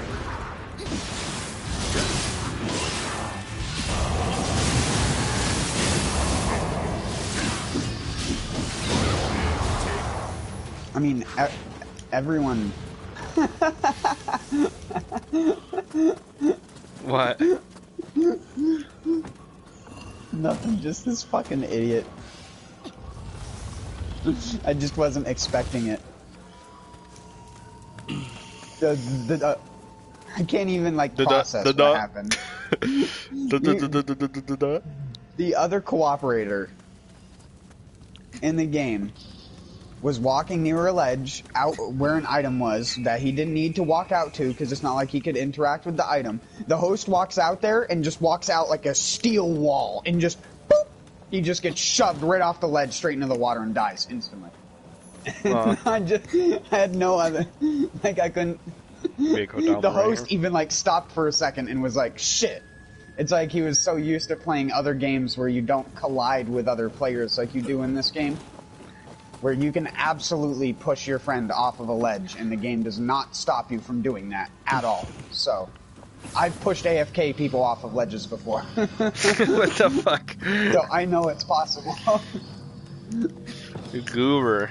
Hey, if you're gonna sit AFK in a mission for 20 fucking minutes while I cleared out the entire mission before you got back, you're probably gonna not get back to your console before it goes into rest mode. Unless you set up your console so you can walk away from it for 3 hours. And it's like, if you did that, then you're just a fucking megalomaniac and deserve to be pushed into a ditch. Really, Dustin? I deserve to be pushed in the ditch? Do you leave your game on with a summoning cup up for 3 hours when you're not there? Oh, of course. You don't do that? Nah, no, because you're in expedition mode, you goober. You don't even do normal co-op. Goober death. That's my like favorite fucking axe move, man. It's so clean.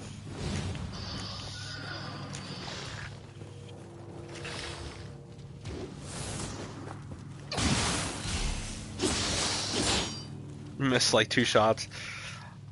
Come on, hit it. You wanna know what's really crazy? Some of these Buddha statues have scarves. Whoa! Some booty scat? What did you say? Buddha statues. Oh, I thought you said booty scratches or something. No, the like, Buddha what? statues in the first level. There are these Buddha statues, and like every third Buddha statue has a red scarf on it, and I don't know why. I wonder what the significance is. What? He's like, what? Like the guy in my game is like whistling for me to come over, and it's like, dude, I'm not gonna pick up the yellows and blues that dropped out of a chest in the first level of the game, even if they are scaled to my level. I have like an inventory of like 300 purples, as if I give a shit about a couple yellows.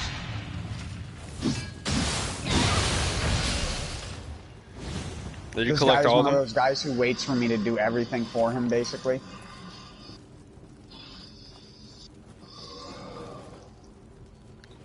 Go.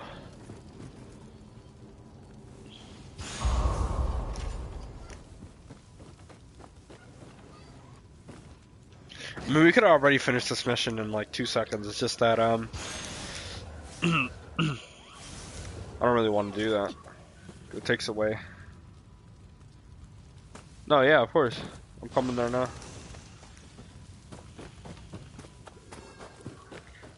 Yeah, I'm fine. Oh, my guardian spirit. I'll pop, No. I'll pop, It's your yokai form. Yeah. Careful! Oh! What are you talking about?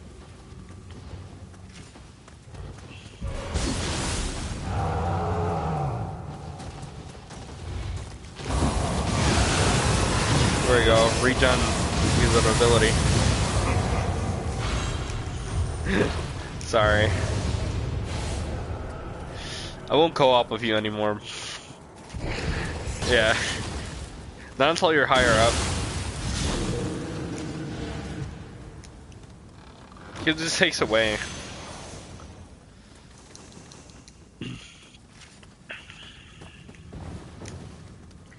Like I said, we could have already finished it, I'm just saying. If you really do want to finish it right now, we can just go.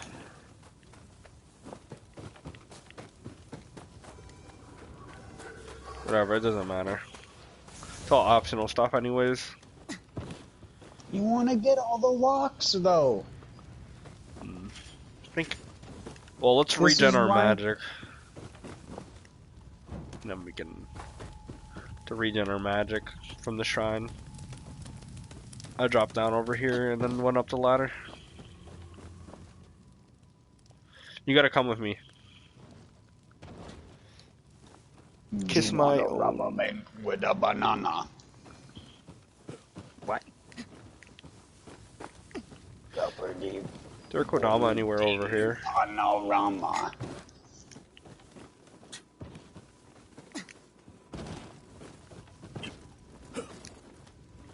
Say, look. Say, oh.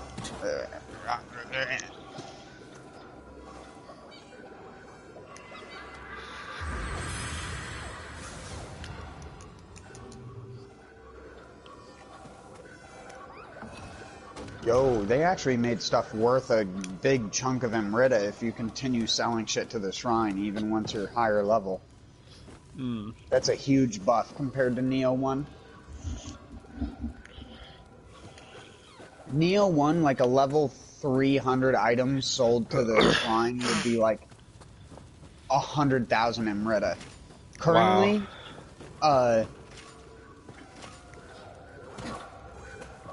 a yellow piece of gear that's level 80 is worth like 3 to 5,000 Emrita a piece, which is insane comparing. At least for the leveling up of this so far.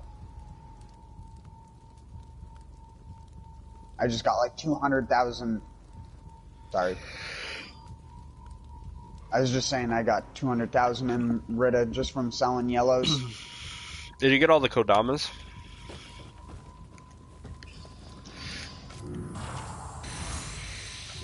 I'm pretty sure you can only check after the mission. No, you can check at the shrine. Oh. Yep. No, I was just letting you know for future reference. You can at the shrine. Don't skip it.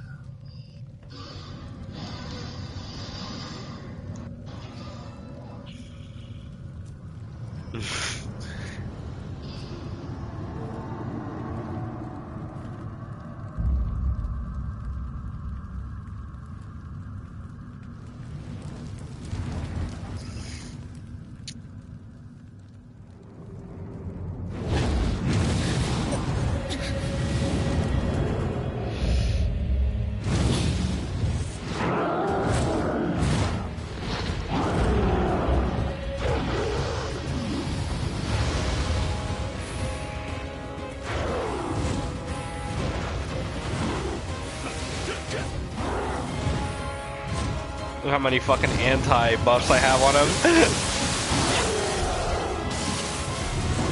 You mean debuffs? Yeah. Anti-buffs. Kappa. An anti-buff would imply that the buff is for, like, depleting other buffs. Like, it'd be a buff that you'd put on yourself that would take away the buffs of the enemies on hits. That would be like an anti-buff. It's like anti-venom. Why do we call certain stuff anti and then anti? Like anti-aircraft, it's not called anti-aircraft. I guess if you're a country person, it's called anti-aircraft. Oh, anti-aircraft. He was always my favorite. There you go, I'll let you finish him off. G. Willikers, great balls of fire. Do the country boys. I'm sorry. Don't worry. It like takes away from the boss fight when you have some guy in the background doing the country voice. Shut the fuck up. Doing the country voice while fighting a Nanra.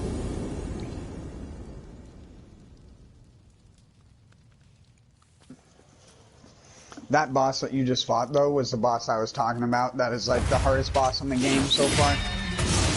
And it's just the second boss in the game. For me, anyways. All the other bosses you can be like super aggressive on and just fucking rail them. He is the only one where you can't be aggressive on him that much. Because he'll just punish you over and over again. You have to double back, is what I was gonna say. You gotta like sprint around a little bit and then get back on him. Because they'll do like fire AoEs and shit.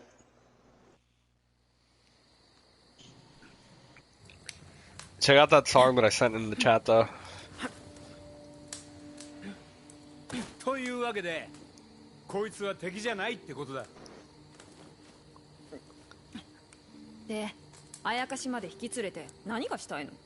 No, only armor. The weapon is always the same. The armor is different. Because you only use the single katana. Yeah. Yep. Yeah. But it's whatever yokai form you use. Yeah. If you're in Brute, Phantom, or Feral, it's all different. The cutscene is slightly different. Because it's not a cutscene, it's technically in-engine. If you're co-oping with a person while that's going on, you can watch them from the third person as the cutscene is playing out. Because it's not a cutscene, it's actually what the game calls an action camera. And you can turn it off in the options if you want. And it lets you have control, fully control over the camera. Like, you know how when an enemy will bite you and it will zoom in on the fact that the enemy's biting you? You can make it so that the camera stays zoomed out like it would normally. You can turn that off. And you can turn it off just for enemy stuff. Like, for me, I leave the action camera on when I'm doing, like, grapples and, like, the finisher moves, because the camera panning looks cool. But for the enemies, I don't like like, the view of what's going on around me to be augmented by an enemy, because that's, like, a negative thing. So I turn off the enemy action cameras, so that when an enemy bites me, I can still see around my character, and it's not zoomed way in, because I hate that. Ideally, like I was saying, I wish Nioh gave you a camera distance option. I wish you could play Nioh from like 30 feet away. I'd want the character to be like a dot on the screen, pretty much. No, it'd play like Diablo. Because if you tilt the camera upwards so that the camera's top down on your character, it plays isometrically. Because Nioh's engine was actually designed for Musou games originally. Or Musou-type games, or games that could be like isometric, where it could be played from the top down or from fixed camera angles. So the character's control is 100% relative. If the camera's vertical, backwards is backwards and forward is forward. So if you were looking at a giant portion of the screen top down, nothing would change functionally. The only thing that would change is you're not rotating your camera. If you wanted to do something backwards, you'd have to be holding backwards on the analog stick. But if you already play free cam in games like Souls games or games like this, where you sometimes attack enemies without locking on, then that's already what you'd be doing pretty much. It seems like it's impossible at first, but I think if you could do it, or have the option of doing it, I think you'd realize that it's not actually that much different than playing the game already. The only difference would be the lock-on wouldn't control the camera in an environment like that. Obviously, the lock-on would just be there to keep your character facing towards whatever enemy you're locked on to. But it would 100% work. It's all, like I said, if you go into a map now and tilt the camera up so it's top down, you'll already get that sort of effect. It's just the camera's not zoomed out far enough to actually make it playable. But unlike From Software, when you go into the options menu and you turn off the camera auto adjust, it won't adjust the camera for you, no matter what. And I love that about Nioh. Because even in Bloodborne, if you turn all the camera options off, the camera will still lag behind your character and auto-adjust when you're running. And I hate that. And that sounds like a weird complaint, but I like to be able to turn around my camera and run towards the camera and be able to see behind me. In Bloodborne, if you try to do that, you have to keep flicking the analog stick to keep the aim backwards, because it will keep trying to turn the camera around, even though you have auto-adjust off. Alright, sorry. I don't know. That's always been one of my main gripes with the Souls games, is just the camera in Nioh is how the camera in Souls games should work. And when you play Nioh and go back to a Souls game, you'll feel the inferiorities of the FromSoft camera system. Where this game just does that part of its game design better. And it's just like the collision design in Nioh is a lot better. There's a lot less bullshit collision in Nioh than there is in Souls games. Especially in like Dark Souls 2 and 1. Where you could literally dodge an attack and be pancaked by it even though you're like 2 to 3 character bodies away from it. Granted, there are some slams in Nioh that can do that too, but most of those have visible shock waves, so you get an example of what the actual hitbox is. Unlike Dark Souls, where it doesn't even have a particle effect where the fucking hammer comes down. So it's just a fucking Russian roulette of, are you going to get hit by this shitty hitbox or not? Sekiro did that a little bit better in the hit detection and collision side, but the map collision and stuff like that is still the same old shitty FromSoft map data, which is just bad.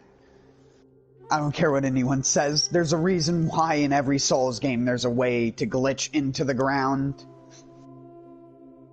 And why in Nioh there was only like one glitch that was ever able to get you out of bounds.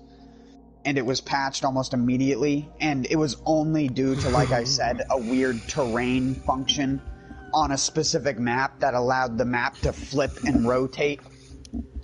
And you could glitch it out. But it was, as far as I know, there is no single map in Nioh where you can just get out of bounds without cheats or hacks. Unlike in Bloodborne, where I could show you like 4 different places in that game to get out of bounds. They just barely, like within the last month, figured out a new Forbidden Wood skip.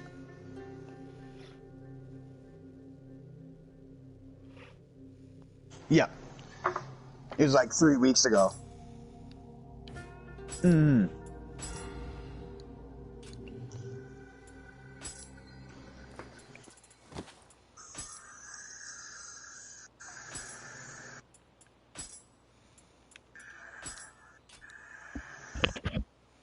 Yeah. Very frame perfect-y.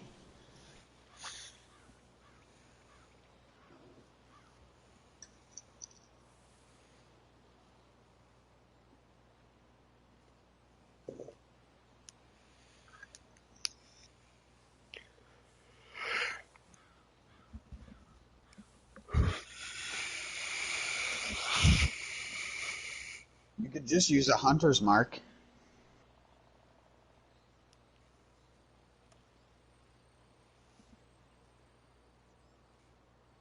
Oh, you're out of the map? Oh, just wait.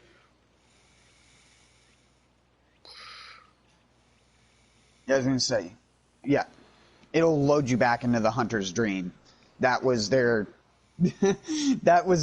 we put in a fucking safety measure because we know that people are gonna fall through the ground at some point or another.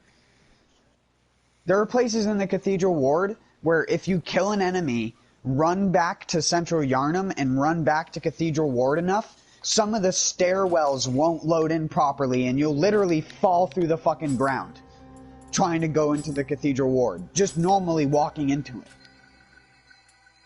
And that's been a glitch in the game since the fucking game came out. And that's just due to their level geometry loading, like, system. Where only some parts of the geometry load in when you load into a zone, but if there's too much other shit that it has to load into that zone as well, like I said, if you kill an enemy in Bloodborne, walk far enough away from it that it has to de-render that entire zone, and then walk back to that zone, it creates a duplicate version of that thing's corpse on top of its already existing corpse. So, in Bloodborne, that actually is what allows you to farm in, like, a ridiculous amount of bloodstone chunks if you wanted to upgrade every weapon to plus 10 really easily. In the Hunter's Nightmare, there's a glitch that you can do. Well, it's not really a glitch, it's just, like I said, it's abusing the terrain loading system. And you leave these 3 Wandering Madnesses alive. And then you get the balcony key in the research hall in the DLC, and you go out on the balcony, and you know how you can break the window and go into that room, and then there's another Wandering Madness?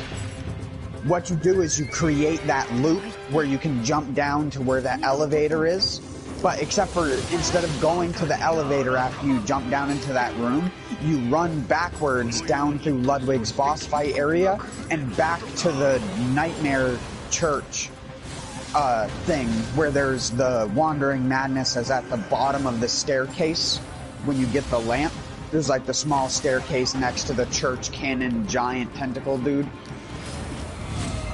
And so you kill that Wandering Madness, run back up through Ludwig's, all the way back up to the elevator, go up the elevator, go into the research hall, kill the 2 Wandering Madnesses that are in the research hall. Don't loot them, by the way. If you loot them, it ruins the glitch, because it causes their corpse to not have the loot on it, so it's not duplicating anything. But if you kill the Wandering Madness that's in the research hall, the 2 Wandering Madnesses, You go out onto the balcony, you break into the window thing again. You kill the Wandering Madness that's there. Again, don't loot it. Then you jump down from that little balcony area into the cathedral, run back through Ludwig's, and then back down to that first Wandering Madness you quote-unquote killed, which will now be alive again, but have the corpse of the dead one still on it.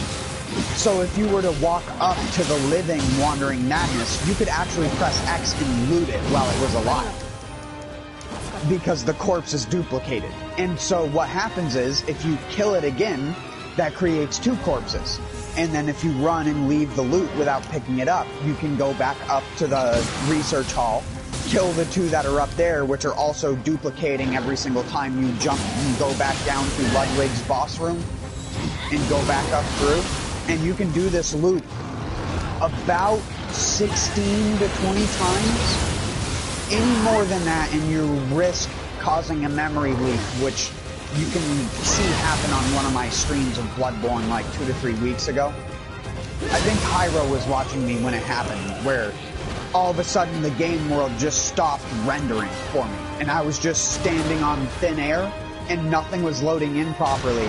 And then I tried to save, and I tried to like load back to the Hunter's Dream, and my game got stuck on a loading screen. It was loading for like 4 or 5 minutes straight, and I eventually just had to close the application and reload my character. Luckily, my save didn't corrupt or anything like that, but it could have happened. So I would not advise doing it any more than 16 times.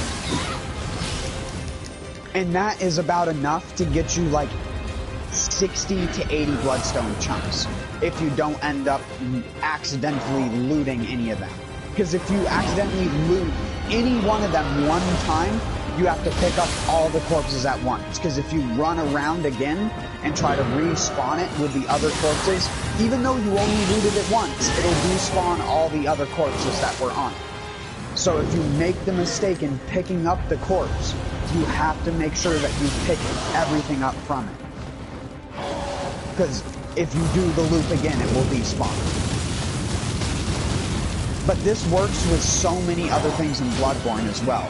So if you want to get infinite bolt paper and fire paper right off the beginning of the game, as soon as you get to the Cathedral Ward, kill Alfred when you go down to the Old Yharnam. Kill Alfred, and then instead of going down to Old Yharnam, go up to where you go into Vicar Amelia's room. You'll need to buy the Hunter's Gate emblem for 10,000 blood echoes. But you need to go up to where the Vicar Amelia's boss room is, and then go to the right, where you normally go to Yahargul Village, where there's the 2 shit hunters, the one with the frickin' rifle spear and the one with the Tonitrus. You want to kill the one with the Tonitrus, because he drops 10 bolt, or he drops like 3 or 4 bolt paper or something like that. And then what you do is you leave those corpses with their loot on them. So you leave Alfred's loot on him, because if you kill him, he drops the 3 fire paper he would give you. And then you kill the Bolt Hunter guy, and you can also leave the bullets from the Rifle Spear guy if you can kill him as well. But it's not important, just the Tonitrus guy matters. And then all you do is run all the way back to the Cathedral Ward lamp, go down into Gascoigne's boss room, and you know, like, there's a little staircase right before Gascoigne's boss room. All you do is you walk to the bottom of the staircase and quote-unquote boop the lamp. You just, like, kind of bump your character into the lamp that's at the bottom of the staircase, and then you walk back up the staircase and walk back down to the bottom and boop the lamp again. And that specific segment is a loading section for the Cathedral Ward. So when you're walking on that staircase, it actually triggers the Cathedral Ward to load before you're even there. And when you walk to the bottom of the staircase, it triggers it to unload. So that small location, you can trigger a load and unload sequence, which loads the area several times over. And so every time you walk up and down the staircase, it's duplicating those fire paper and bolt papers. But again, a memory leak can happen if you do this too many times, and the stairwells in the Cathedral Ward will not load in properly, and you will just fall through the ground. So, again, only do it like 16 to 20 times or else the game will start to fall apart and break itself. And the game may even crash. I had the game crash one time where I was trying to do the entire game without going to the Hunter's Dream, but I don't think you can do it in the game currently with the engine, at least not without having like a 75% chance of the game crashing when you go through the Forbidden Woods shortcut. Because that's what happened to me. I managed in NG plus 3, I don't know how I did it, but in one of my streams I managed to clear everything in NG plus 3 from the very beginning of when you start in the clinic all the way to the Shadows of Yharnam without dying one time or going to the Hunter's Dream with a lamp. And so that meant all the dead enemies, all the dead bosses were still loaded in their respective areas. All the dead corpses, everything. Because I fully cleared most of the zones as I was going through it as well. So everything in the game was dead, pretty much, up until that point. And after killing the Shadows of Yharnam, I went backwards to go on the Forbidden Woods shortcut to go to Yosefta's clinic. Because I wanted to get the Canehurst summons so I could go to Canehurst. And as soon as I went through the shortcut, I wanted to go, so I went through the shortcut and got the Canehurst summons, and then I was going to go back down the shortcut and go back through the Forbidden Woods so I could continue to ROM, because I wasn't trying to go to the Dream, so I had to just use the game environment the way it was meant to. But the game crashed every single time I would load my character and go down that ladder if I didn't reset the game.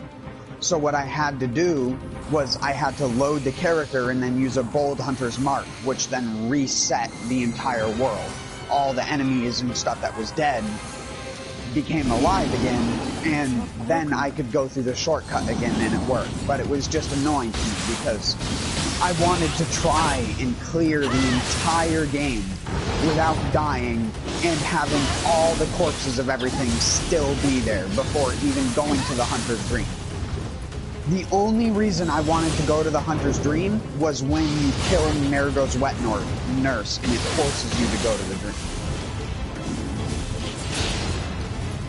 Because you spawn in the Dream and then it's on fire.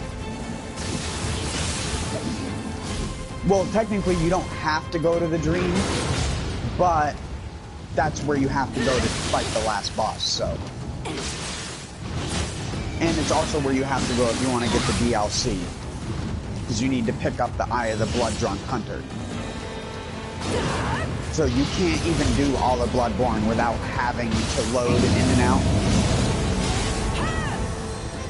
But Bloodborne, although people talk about Bloodborne being less connected than DS1, it's actually more connected than DS1.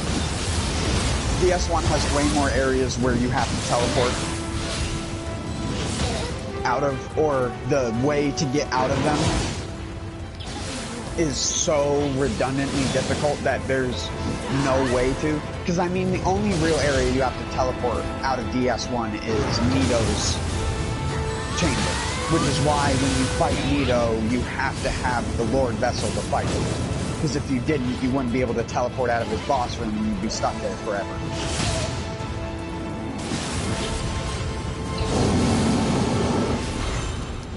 But just in terms of the way that it loops around on itself, it's only once you get to Byrgenwerth where the game, like, you can't do something without teleporting. And once you teleport, then the entire rest of the game resets.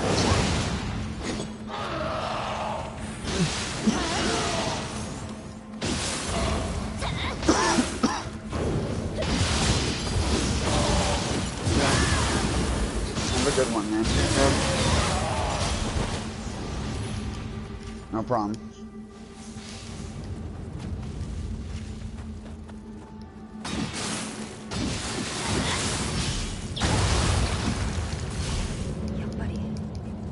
Yeah, you can also look up a video of it. It's just called, it's technically a form of duplication glitch, but if you look up duplication glitch, it's going to be something different. So, it's like, I would look up like bloodstone chunk farming method or something like that, and you'll find the glitch. But like I said, there's also a same thing with fire paper and bolt paper that you can get off the beginning. There's a guy who makes these videos where it's like, how to get a +10 in Bloodborne before Vicar Amelia and shit like that. Watch that video, because he actually does it in that video. And explains how it's done. Even though the video doesn't have voice, it's like text on screen kind of stuff, sadly. But it's good stuff. Have a good one though. Sorry. Peace. Peace.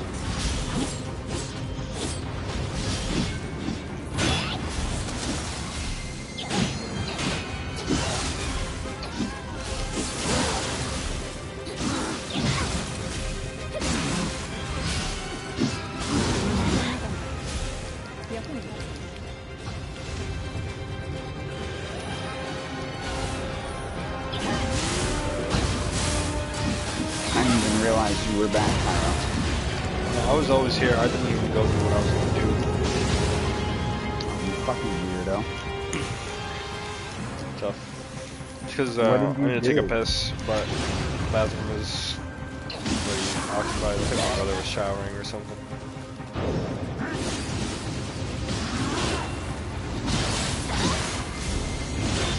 What are you doing in the game? Oh, I'm doing the mission now. I got off to take a break from. Go help with Nioh. I'm doing it again.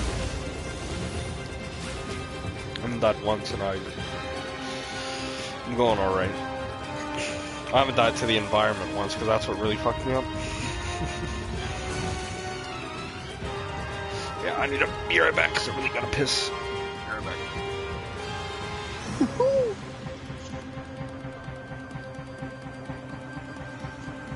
Darn tootin'.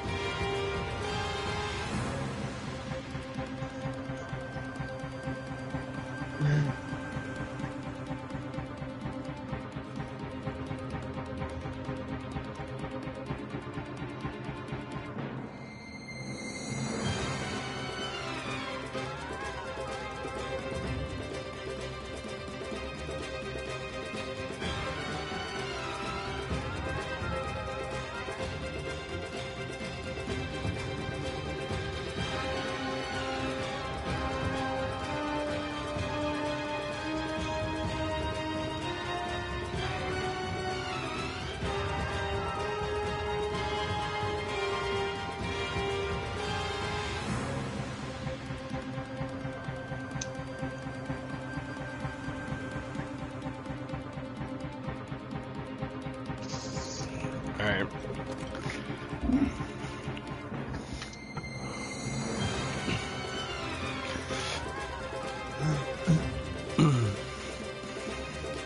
Are you gonna? Are you gonna stream? No.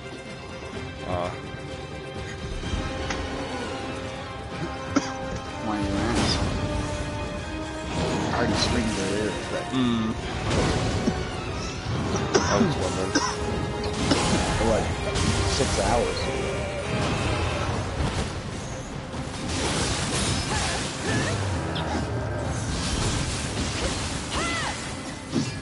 Real Irish, oh wait.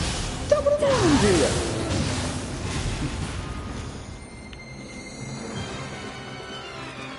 I have 987 Choco Cups. Do I have? How do you check that? Just look at a blue... 215. Wow, you've killed not even a remote fraction of the amount of revs I have.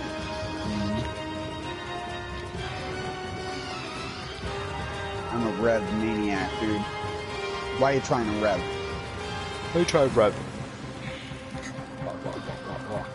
Why you try rev? Revving on my face on a Sunday. So I hit man, awkward. It's awkward. Oh, well, like boom, bam, top of the head, put him to bed. Why do you try rev?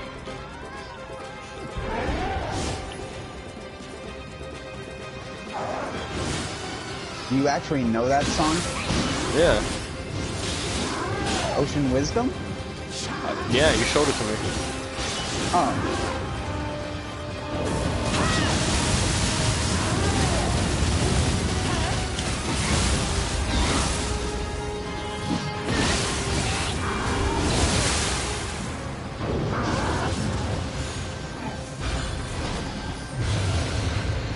That's crazy. What? How the wheel monk allows you to trade. Literally, though, like, eat damage. It's not even trading, it's just tanking at this point, to be honest.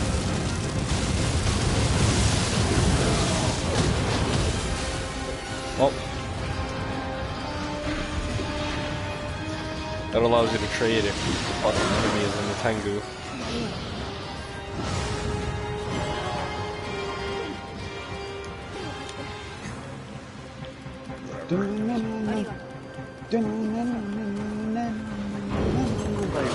I'm glad they didn't get rid of all the Nioh 1 music.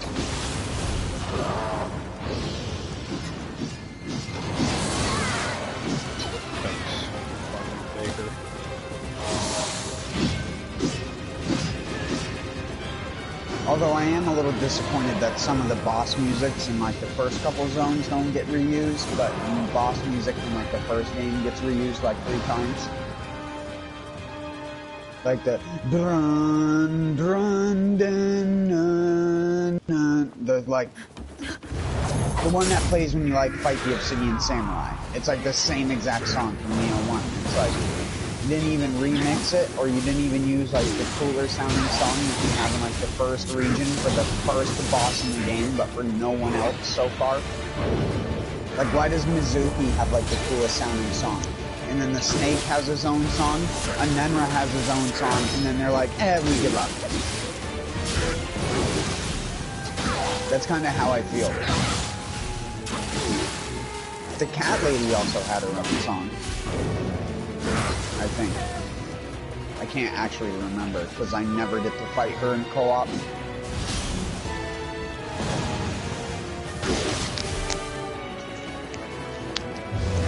I fought her before she was even a boss on the main mission. I think it glitched out or something.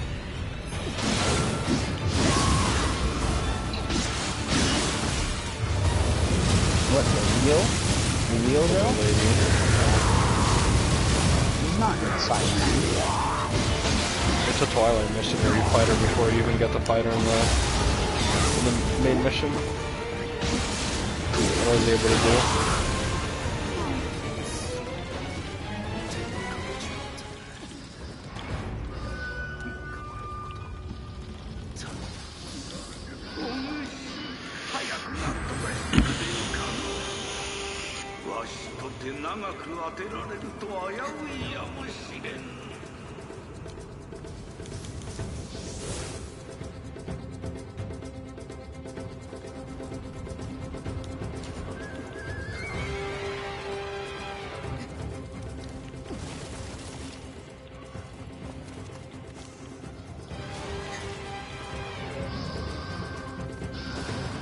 終わっ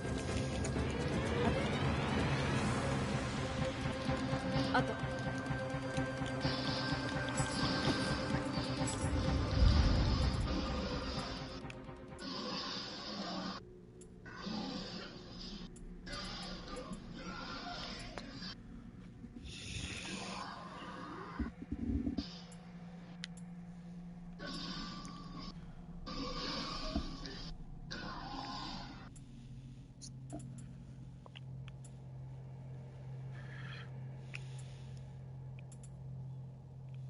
Do you know what, if it's in, there's a skill for melee that increases the amount of key pulse you get for a skill, but I can't find it.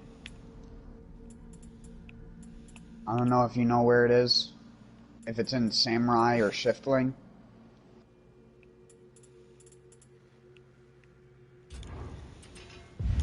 It's in Samurai. Key damage, right? No, how much key you can recover. It's in Samurai. It should be...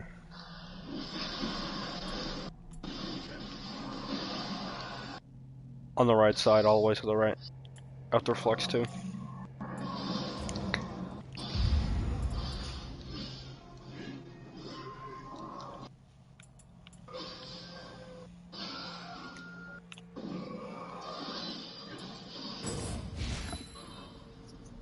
Oh shit, my bad.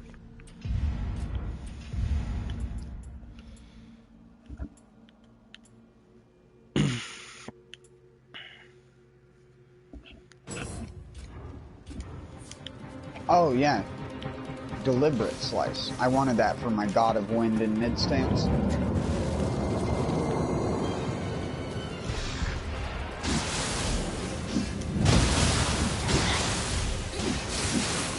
Helps with the infinite God of Wind loop. But to be honest, you don't need it, as long as you know how to space your fluxes.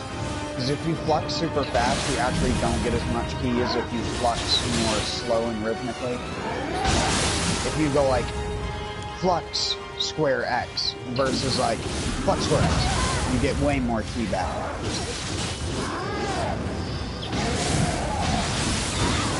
Of course, it's situational, but that is something that some people don't know about fluxing, is it's not entirely always about doing it as fast as you can. If you're way out of stamina and you dump most of your stamina away, it's better to space out the button inputs.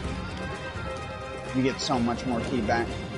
Just because your key is allowed to regenerate while you're getting it back. Whereas if you do it instantly, you're just getting the base key.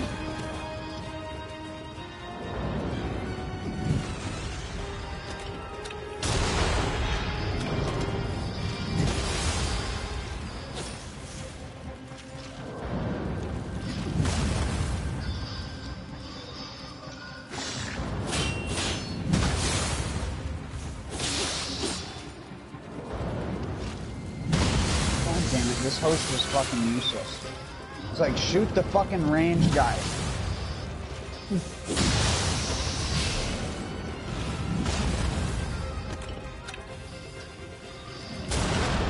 He just runs in and starts fighting the flipped sword guy.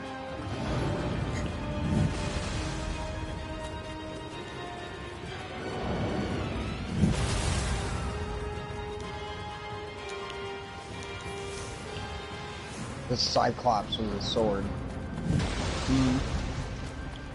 Sorry, I'm concentrating, that's why I'm not.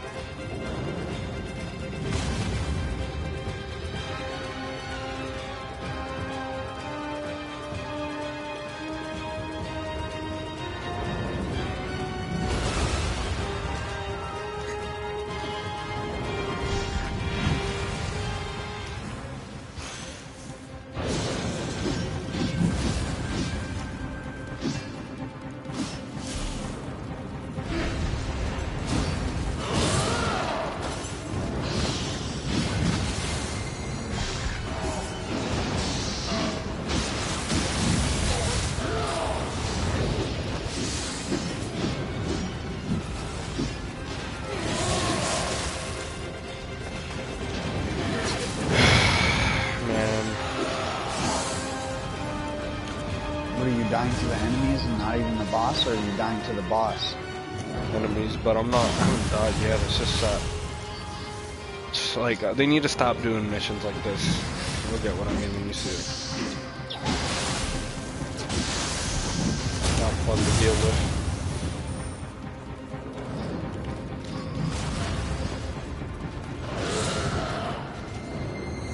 Well, did you ever consider for a second that we didn't design the game around regaining expedition mode? No, it's not an expedition thing.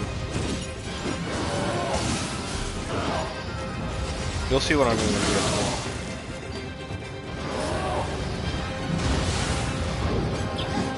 I mean, Nioh has never done anything that's egregious with its level design. So, the only thing that could be there is a specific type of enemy that's annoying to deal with in large amounts. Like Ninja Yokai or something like that. If it's not like 3 Ninja Yokai at the same time, I don't know what you're complaining about. Nioh 1 had that. Nioh 1 had the mission where you had to fight a Kusarigama fucking yokai, and the dual sword yokai, and then a big dweller at the same time.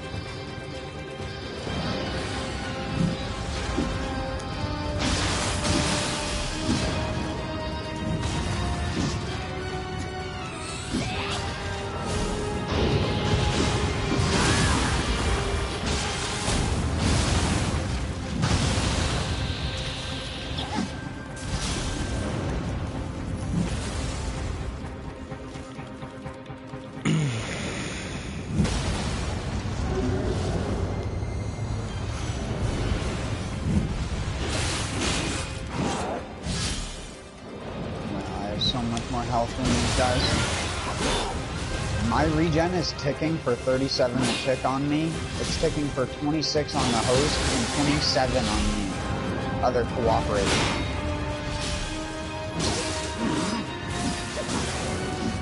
But then again, I do have Kingo's 2-piece on. Oh, so you saw that it came back. That's what I was talking about. Oh, I don't care about Kingo's. I was just using it because I don't have room for other sets that I want to replace my entire Yuriki set with yet, because my Yuriki stuff, I have a +2.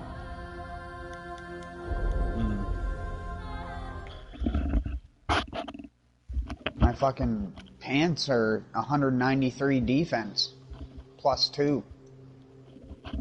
How much defense? 193. Just on what? On a level 85. No.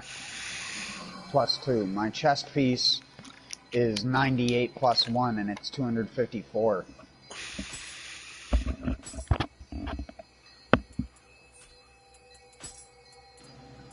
I forged all that stuff myself, though.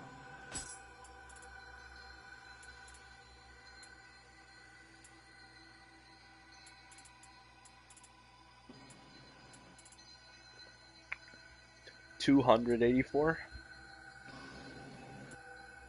254. Oh. That's crazy.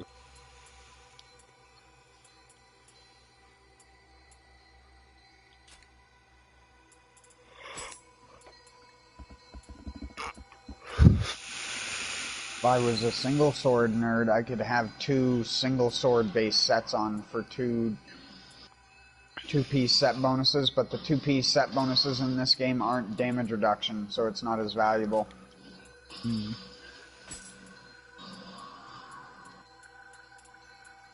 That's why I chose Kingo's, because it just gives health.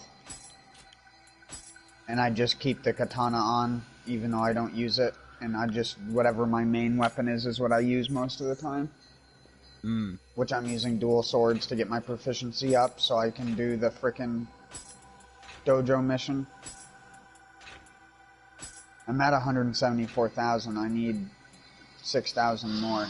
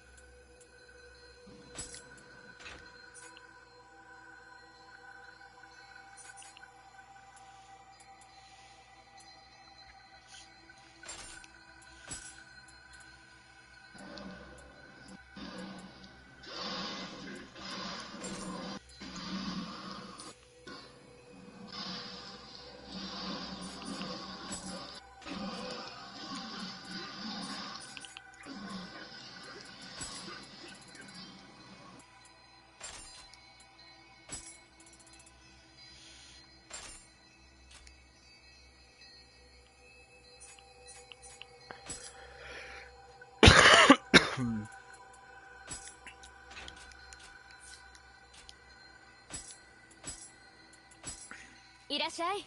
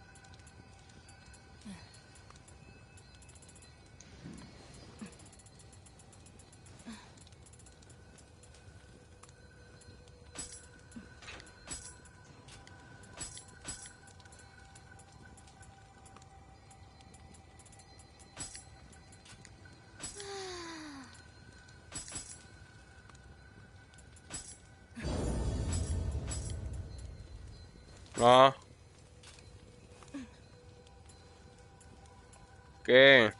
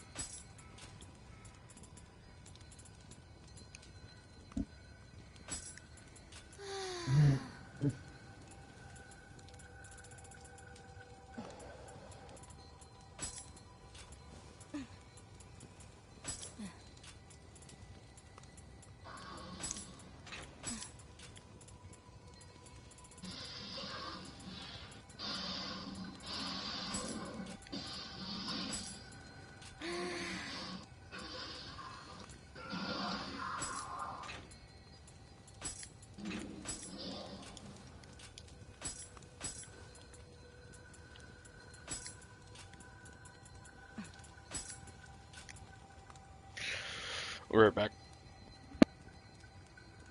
All right.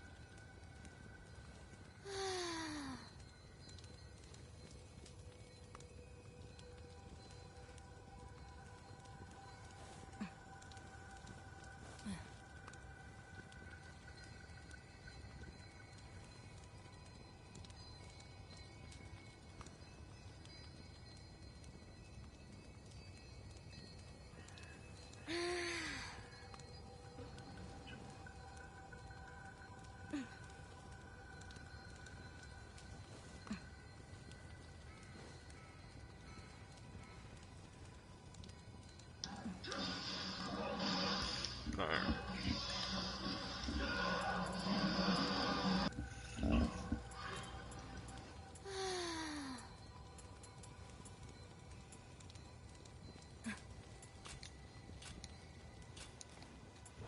私もあなたの役に立てるよう私も腕を上げなきゃね。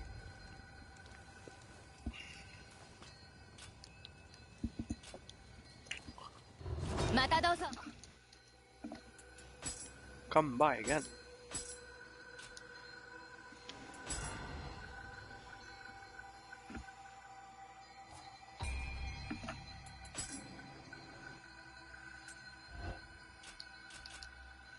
Come by again.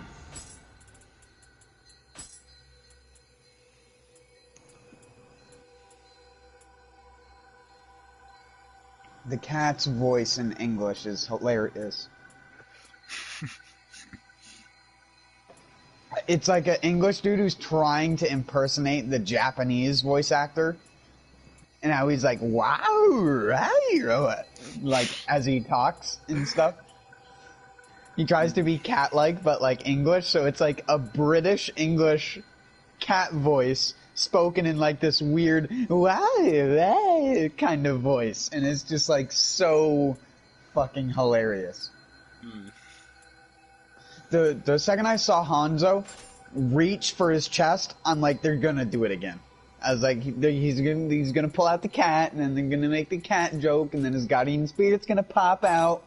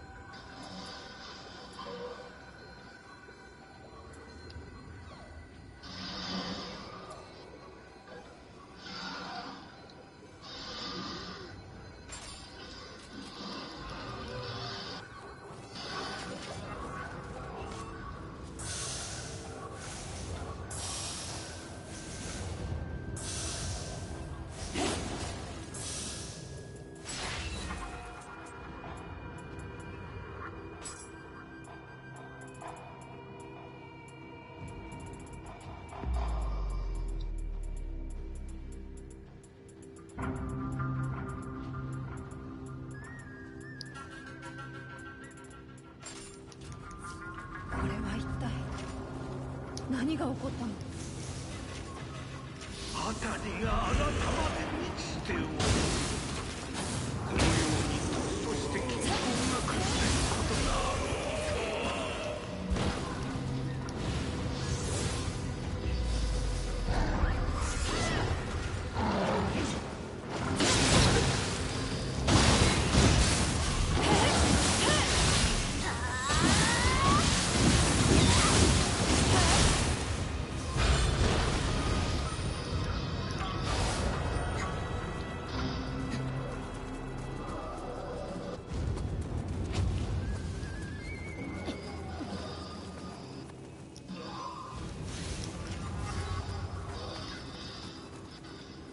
大きな霊石、さっきまで残ってた。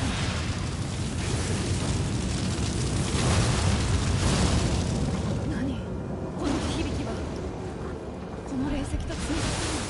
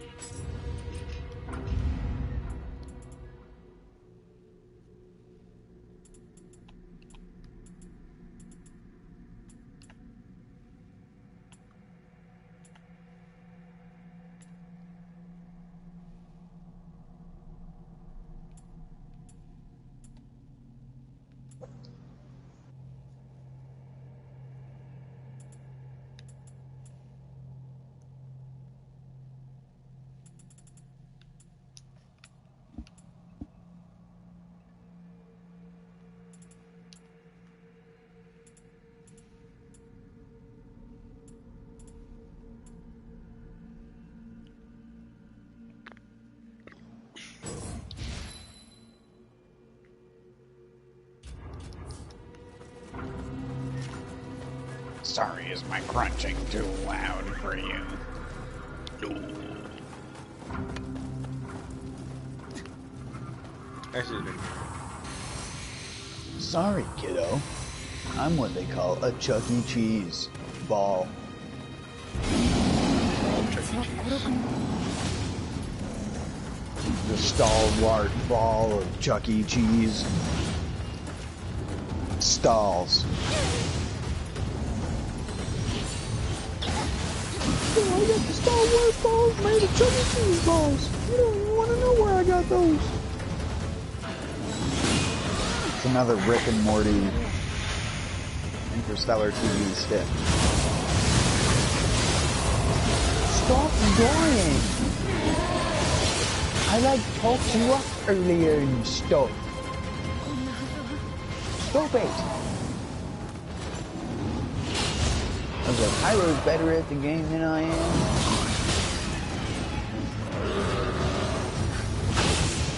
What, you're not gonna say, shut up, you're not even sitting next to me, duber.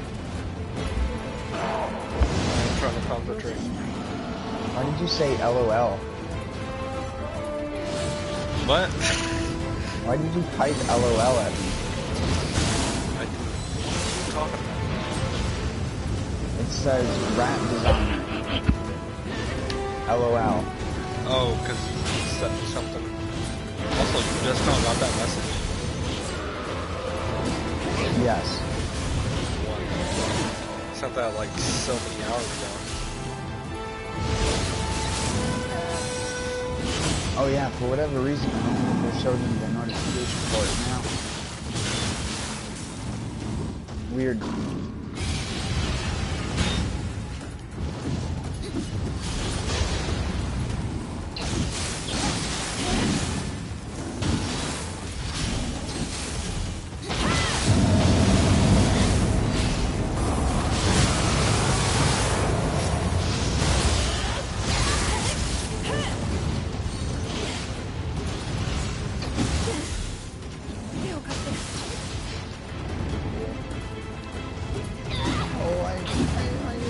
Salt I'm detecting some sodium.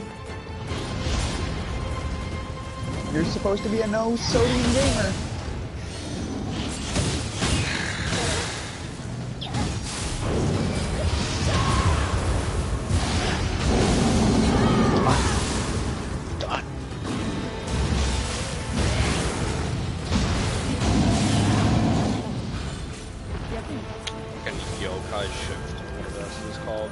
Spirit is a joke.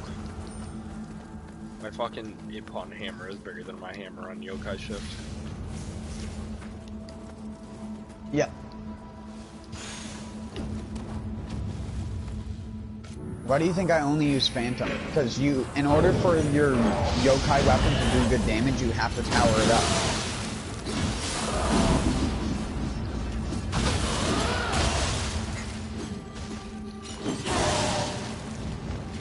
Which, because Brute is close range, that means you have to stand next to an enemy for 2 seconds holding triangle.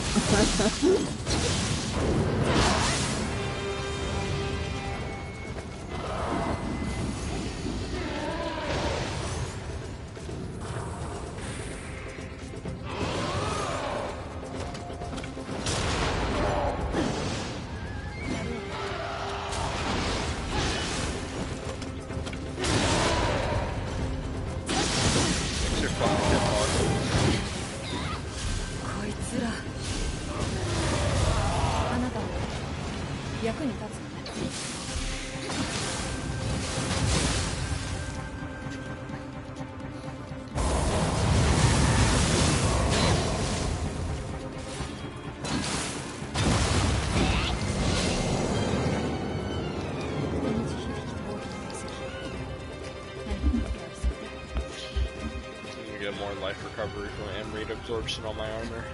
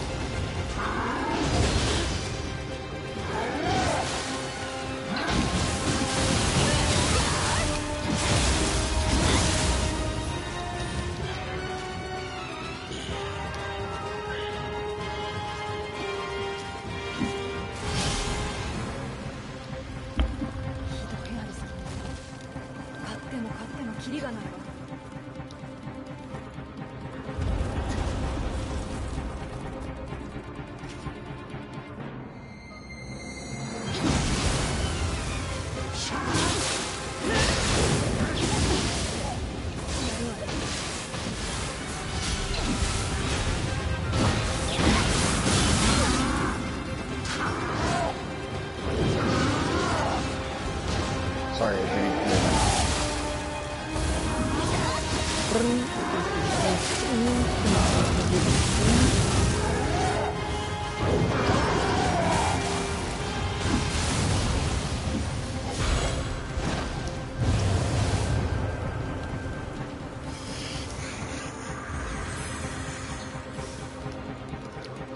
My salt levels are rising, man. The more I do this fucking mission. Stop doing it in that mode then. No. Now I have to beat it like this.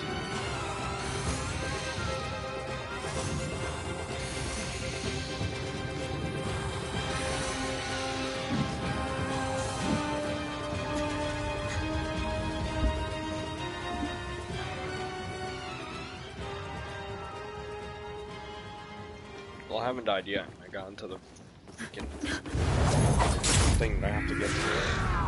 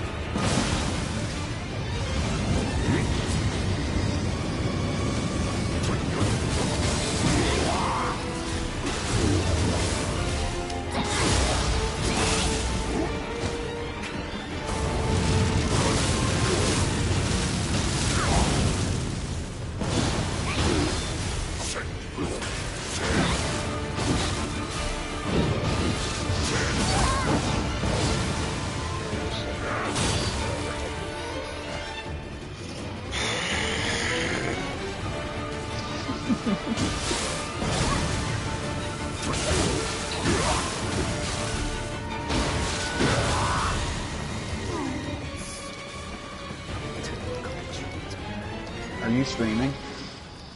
Yeah.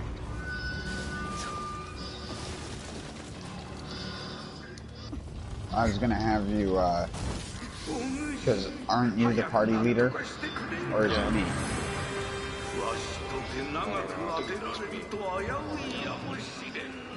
Because I'll suggest someone for you to invite. Sure.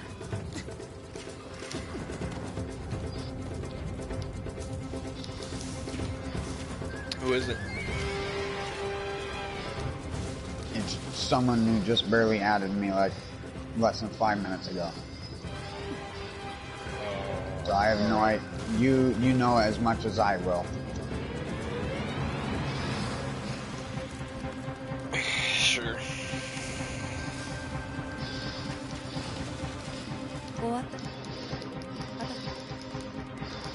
Did you companion with them or something? No, I'm in the middle of doing something, so I can't invite them yet. No, how did you like? Oh, I co-opted with them, and afterwards they added me. Are they good? Trash What do you can. mean? No, I helped them. Oh. They're like, here, I'll say the messages before they join, just so you can get an idea of the person and what to expect.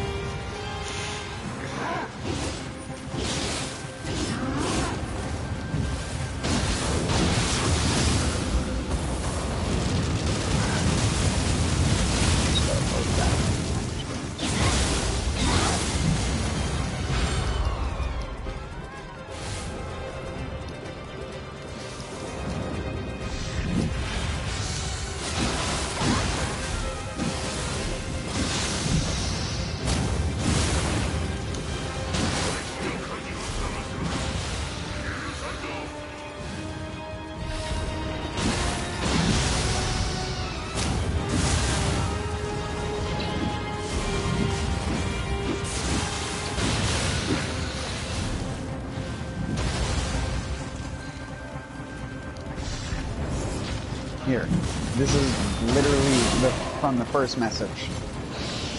God, smiling, crying smiley emoji. Thank you for the help. Help spelled with 3 P's. Thank you for the help so much. I want a dog like yours.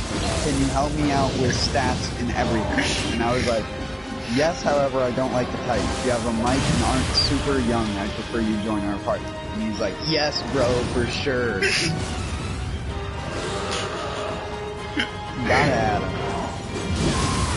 Brandon. It's one of his cronies.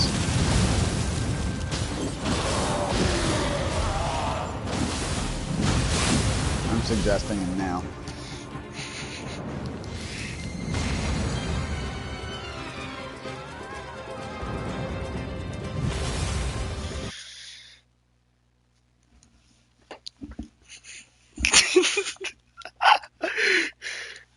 Well, I'm 18.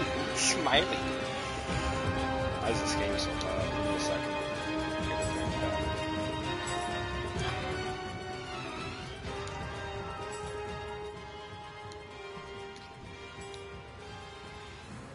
I don't know if this is like too loud or not. I don't know. It's pretty late here, so.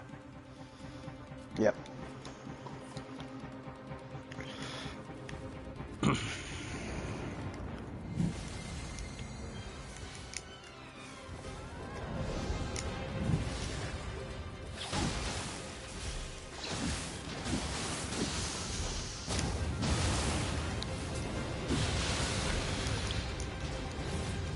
How's it going?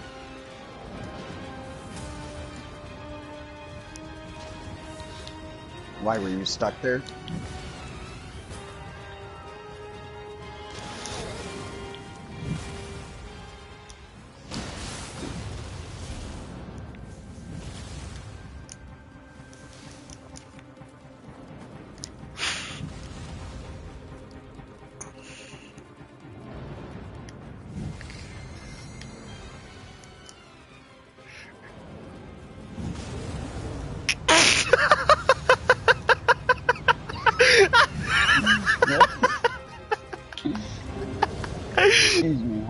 What's wrong? Hyro. Hyro's the person who just laughed, by the way.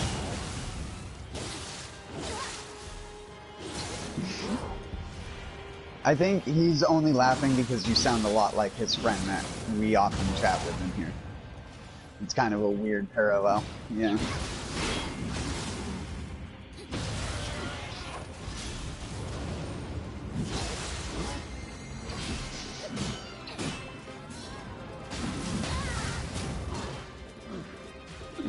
Oh, you hate it.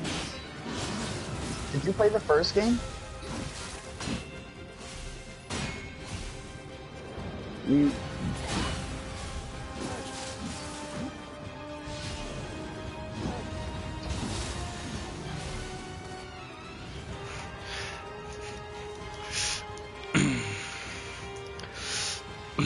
It's alright. It doesn't matter too much.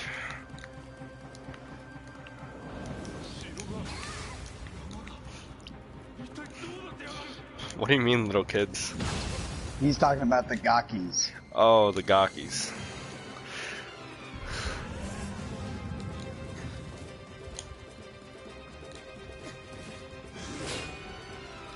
Yeah, they eat each other. They also eat other things.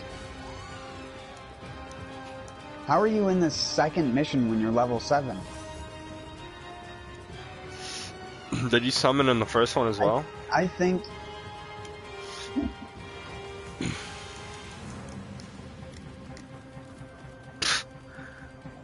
Well, tutorials aren't going to help you learn the basics of the game. You have to actually... Well, no. You have to play the actual game, though.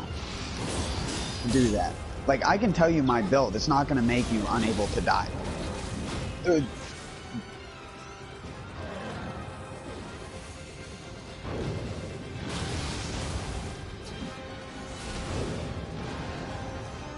I mean, really, you can be anything you want at any time in Nioh. Because you can always respect your character.